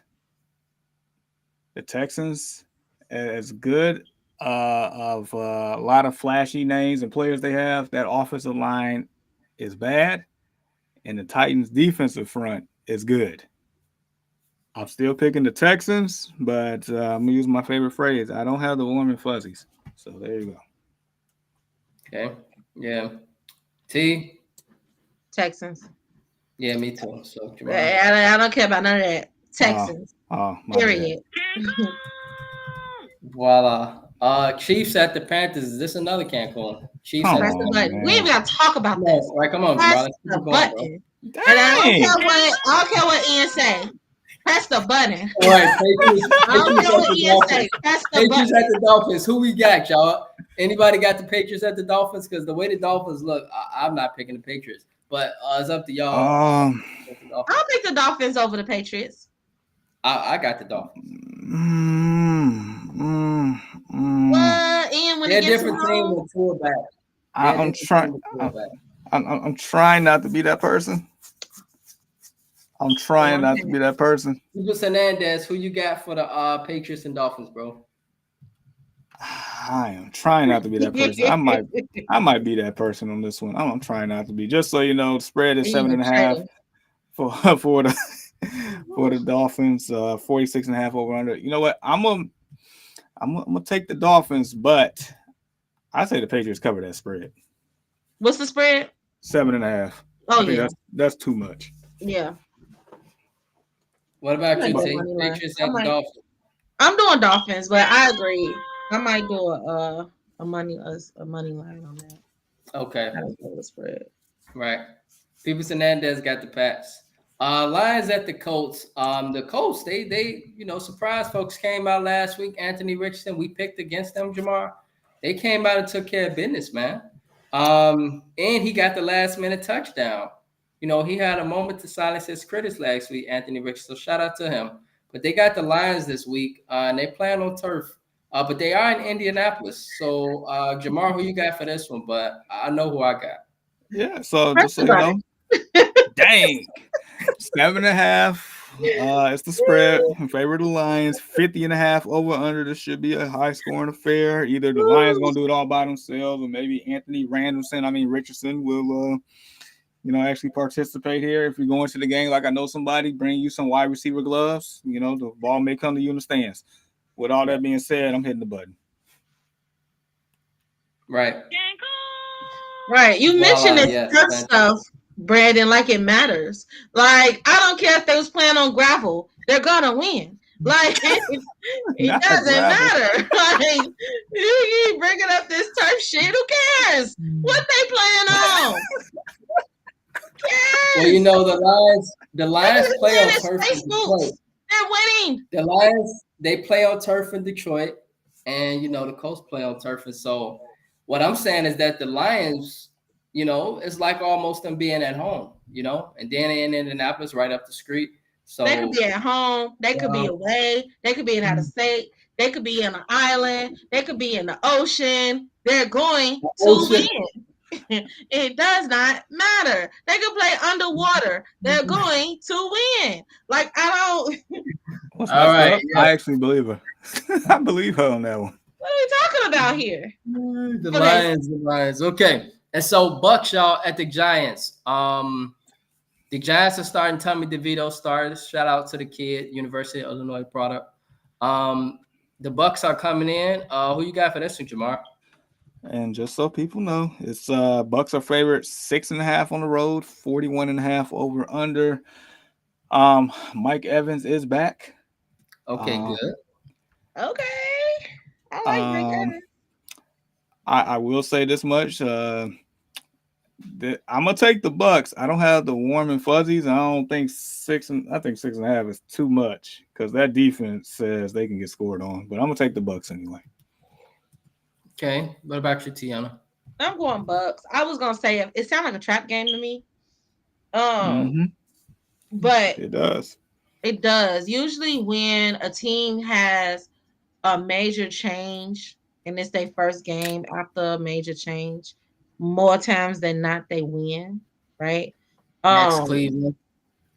yeah. So um that's the main reason why I don't get the warm and fuzzies. And then with Mike Evans being back, he been out for a significant, amount of weeks. So we gotta get reacclimated, and all that stuff. But if anything, they'll have a slow start and most likely win because it's the Giants and they just suck and they just accustomed to losing. So, Right, right. So Jamar, well, pull I like out to the say I button, bro. choose the Bucks. Yeah, Jamar, pull out the button, bro. Yeah, especially now. Voila. Vikings, y'all, at the Bears. So who you got for this one? Because I'm on the I know who I got. I look, Brandon. I know you got the Vikings. It's okay. Yes. Um, look, Minnesota's favorite 3.5, 39.5 over under. Um, I'm picking my team. I'm picking my team. Um, in order for the Bears to win this game, they have to get the ball out quickly. You can pass on Minnesota. Minnesota is the worst pass defense, but they're the best run defense. So take all that with a grain of salt. You usually have to get the ball out quickly, be assertive. They can win this game as long as it don't come down to a last minute decision by Eberflus. They can win this game. They at home. This is the positive thing. They're a better team at home than they are on the road. Tiana, who you got? I got the Bears. Listen, that's my man. I'm gonna stick beside him. However, however, the positive I will say is usually we split Minnesota. I don't remember a season in recent years, maybe the last 5, 6 years, maybe you guys correct me, where Minnesota beat us both times. I want to say it was the year that they was the worst 13-4 team of all time. I think they beat us twice that year. Oh, Other than that, was that 3 years ago? Mhm. yeah, that was yeah when Kirk Cousins was having a phenomenal year. But other than that, yeah, that we usually split. We usually split. And so being at home, and like you said, Brandon, we better at home. I'll put my money on us splitting and taking the win at home. Um, we should win this game. I know it'll be close. I know it'll be competitive. Minnesota are frauds, and yeah, I'm picking the Bears. All right. Yes, and yes, y'all know I got the Vikings. I love my Bears, I do, but you know, in order to protect my record on a weekly basis, I got to go with the team that's likely to win. Yeah, I protect my yeah. record. And So I'm assuming Ian taking the Vikings. I'm assuming I ain't gotta He look. did. He put yeah, Vikings. Of course yeah, he did. He a right. hater. Yeah, Bum. you know, He a love trader the and a hater all in one show. First you trade on the Panthers. Now you hate on the Bears. What's Yeah. next, Ian? Huh? What's Dude, I should next? have him arrested like Danny Crimes just got arrested. Like, what are we doing, Ian? All right, y'all. So moving on to the Broncos and Raiders. The Broncos been playing pretty good football, y'all. The Raiders, on the other hand, you know, they like they're in a rebuild, but they are at home tomorrow. This is a warm and fuzzy game for me for sure. Jamar, who you got for this one? All right, just so you know, Broncos are favored by 6 on the road, 41.5 over under. Hey man, Bo knows. Give me the Mm-hmm. Broncos. Okay, T. I'm gonna go Broncos. I'm gonna go Broncos as well. Yeah, Cancun, Jamar. Cancun. Voila. The Cardinals at the Seahawks. This is another game I ain't got the warms and fuzzies for because this is another divisional game. What Cardinals 6-4, something like that, or 6-5. Correct. The 6-4. Seahawks are 5-5. Correct. So and they're in Seattle. This is a big game. Jamar, who you got? Yeah, and just so you know, Cardinals are favored by 1. So this is pretty much a pick me game. 47.5 over under. You know what? I'm gonna take the team that you've been taking usually in these matchups. I'm gonna go with Kyler and the Cardinals. I mean, it looks like they've been having some bonding over Call of Duty lately, and they've been playing a lot Exactly. better. Yes, exactly. Shout out to Kyler Murray who just signed a big deal with Call of Duty. Um, Now you're getting paid off the field. Tiana, who you got? Cardinals, Seahawks. Yeah, I agree. I think this is a toss-up game. Um,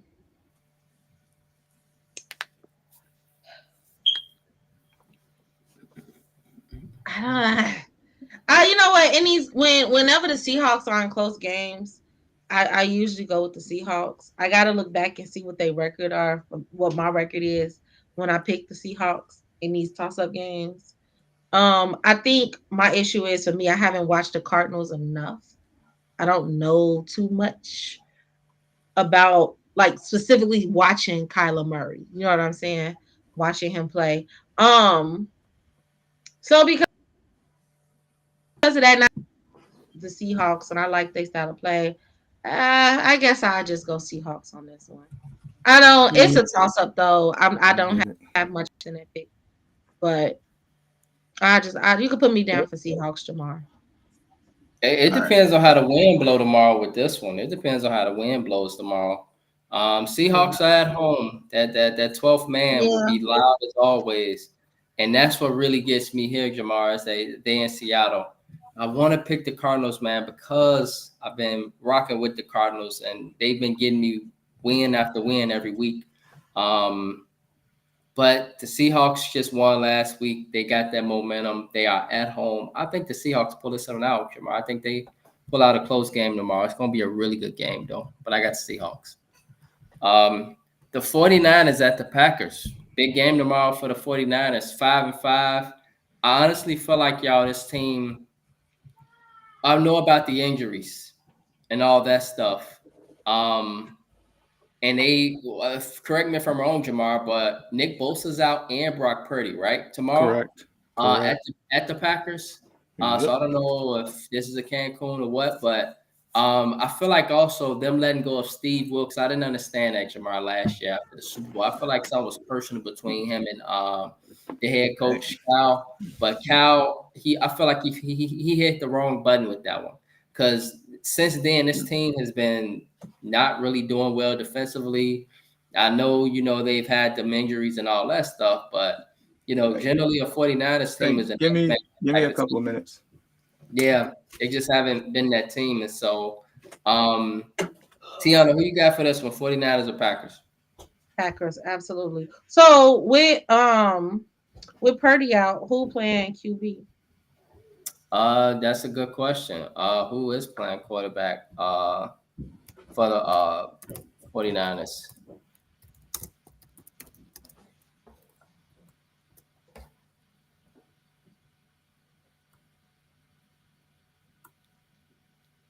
Joshua Dobbs. Yep. You know Josh Dobbs. You know Josh Dobbs.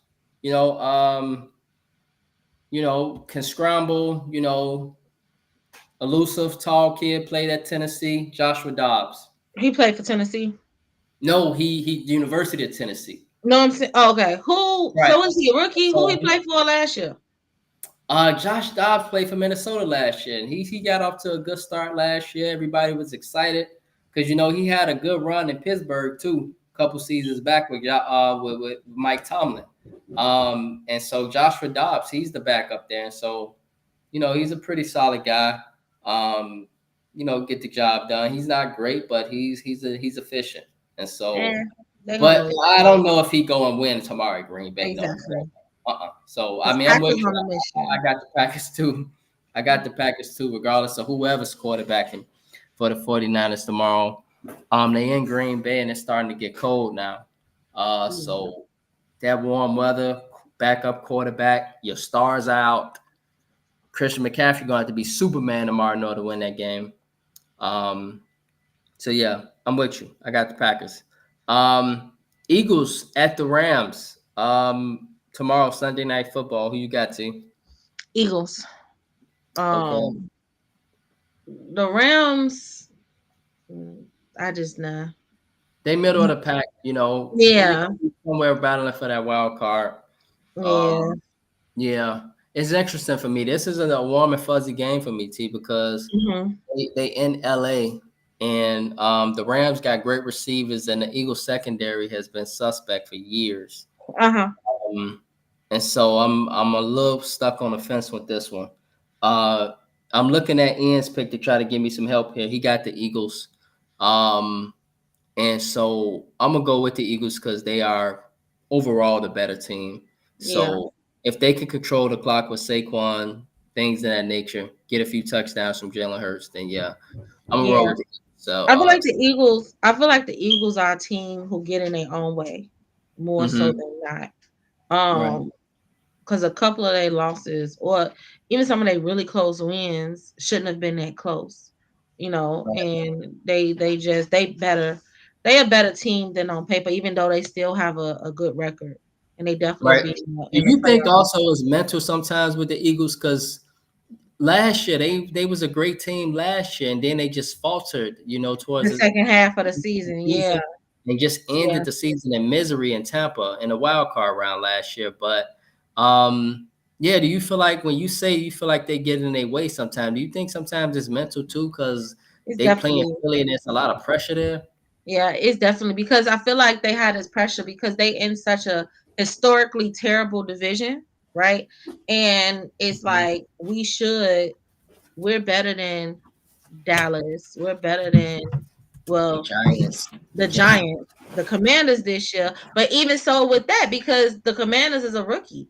You know what I'm saying? And so it's like we should be better than them. And I just feel like they definitely get in their own way mentally more so than anything. But I Right.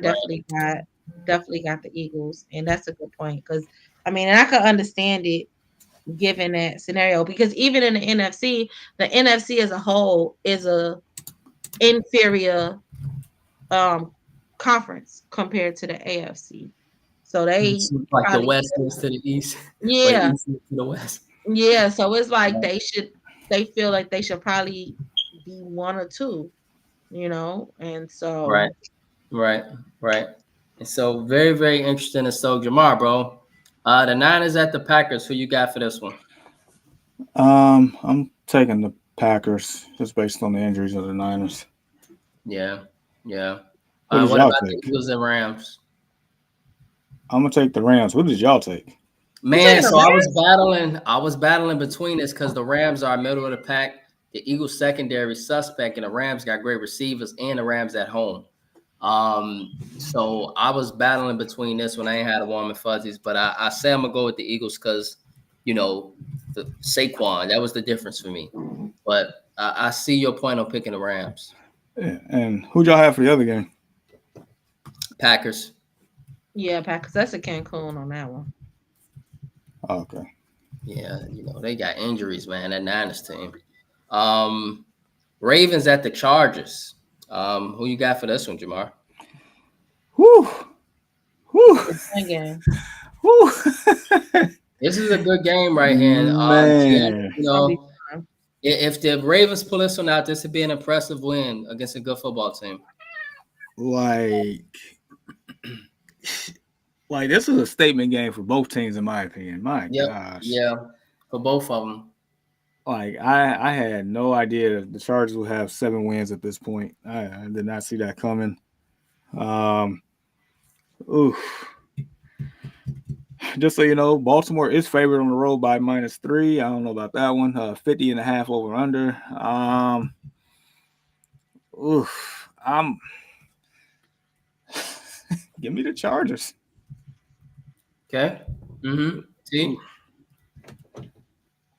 I'm gonna take That's tough. the. I'm gonna take the. It is. I'm gonna go okay. Ravens. Just simply off of they the Ravens. I'm gonna go Ravens. Yep, and got the Ravens, and for me, I'm gonna go with the damn. Mm. I know. Man, the Chargers. I've turned it around since you know Mr. Harbaugh got there. Y'all see that identity, man. Y'all see Yeah. that defense, T. That Yeah, I defense mean is they the both got 7 wins. in the NFL. Hmm. Khalil Mack is back, by the way, back like a shark attack. Man, been having one of his best seasons. Man, been dominating, and that's crazy to believe. After you think he been dropped off all these years, but he having a great year with his Chargers defense. He's been rejuvenated. They playing the Ravens tomorrow. Man, I don't know who can stop Derek if they give him the ball. I gotta go with the Ravens. I gotta go with the Ravens. Depends on the touches. That's the Ravens. The damn it, the Ravens lose every game by a one possession or less. Tiana, every game has been by one possession or less. They could easily be 11-0 compared to 7-4, but some reason, um, it comes down to close games with this team, and sometimes they lose them. And it depends on Derrick Henry, really, really do. So I'm gonna go with the Ravens, Jamar, because I think they finally learned their lesson that they need to get his man the ball more. So I'm gonna go with the Ravens. Get that man the ball.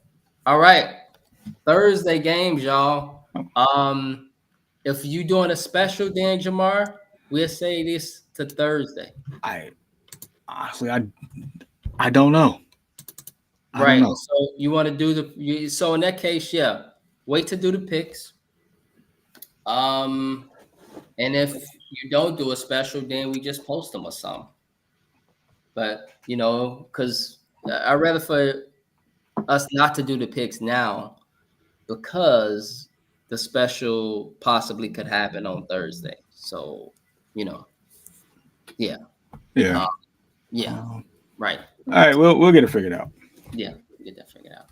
So, all right. And so, with that being said, world, that concludes our NFL Week 12 predictions. And so, Ann is not with us this morning. So, we had Tiana's time out anyway. And so, we like to ask that you guys please support our stream again. And so, the stream link is here. And we will truly appreciate your support. All you got to do is take your phone, click the QR code, and it would allow us to be able to have support we need to continue to do what we do as a podcast. And so, thank you all in advance. We appreciate it. And so, as we now progress, Tiana and Jamar, we get into our final thoughts and shout outs. And so, Jamar, Tiana, we start with you, Jamar. Any final thoughts or shout outs for as we head into the weekend? Hey man, I just want to say, shout out to us. I'm thankful for y'all. Um, um, I'm probably gonna see y'all faces next Thursday because one's traveling to Detroit because she's a Bears and Lions fan, and the other one is, I guess that's the pros and cons of being on an island with 80-degree weather and clear beach and stuff. You gotta work a normal day. Mm, mm. But nah, but either way, nah, I'm thankful for y'all. And I cannot wait for us to launch this stuff. I can't wait. I'm stoked. So, Mm. and I'm also working on like 2 more designs that y'all don't know about. But yeah, I'm stoked. Jamar, you the MVP, dog, for real. Very talented. Really. Very talented, man. Yes. T, any final thoughts or shout outs we head into the weekend? Yeah, shout out to y'all. Thank you for having me. I always have fun. It's a struggle to get up, but it's always worth it, right? Awesome. And shout out to Jake, whoever he is. Shout out to Ian, you Brandon, Jamar. Um, and yeah, just go the Detroit Bears, the Chicago Lions. That's That's diabolical. Don't do that again. I need one of them. I need one of them split jerseys. With both teams on them. And I would say Ian would join you with that on the other side of that split, but the way he's been dogging out Chicago, he probably wouldn't even do that. Nah, Ian need one with like 6 splits, 3 on the front, 3 on the back. Hey, so we're gonna have blue, right? So we're gonna have the Lions left sleeve. You're gonna have the Texans like patch numbers. You're gonna have the Rams logo tattooed, like stitched on, because he got a tattoo of a Rams logo on his right arm. Right. And then you got the Panthers. The Panthers. Hashtag gonna say keep pounding on the back. No and Diddy. You even picked them this week. I'm like, what? Trade them, man. But anyway, so yeah, that's my final thought. I'm excited. It's a great day of college football today. 11 a.m. Indiana Ohio State game. 2:30 p.m. is the Colorado game, and unfortunately, I don't know how to sit still, so I will not be able to sit and watch all the games. That's my final thought. I'm really sad about that.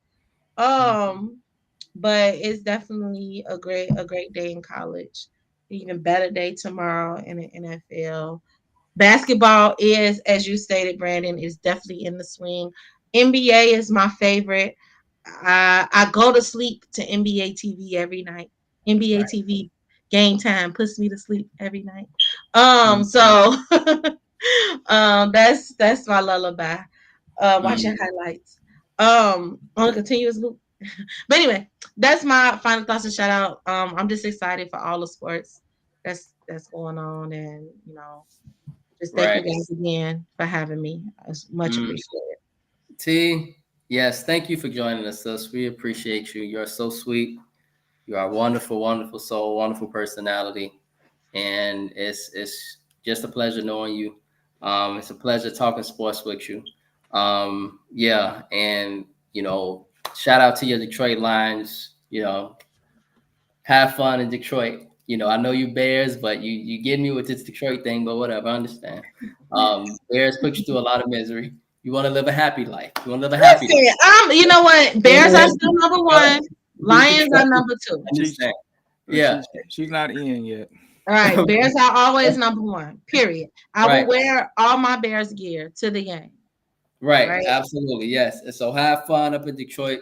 Enjoy the holiday up there as well. So thank you for joining us on the podcast this morning. Just want to let the world know that with God, all things are possible. And then when you put God first and you seek ye first the kingdom of God and all its righteousness, everything that you wish and desire shall come thereafter. And so thank you all for rocking with us this morning. Thank you all for the commentary this morning on the Early Morning Sports Talk podcast. It's been a pleasure. And so with that being said, on behalf of the Early Morning Sports Talk podcast, we would like to say thank you for tuning in with us this morning. Continue to chop it up with us and support our podcast on various platforms. And if you are and would love to talk sports with us on the Early Morning Sports Talk podcast, we are here and would love to do so with you. Your love support is truly appreciated, and we hope you all have a blessed and safe weekend. Peace.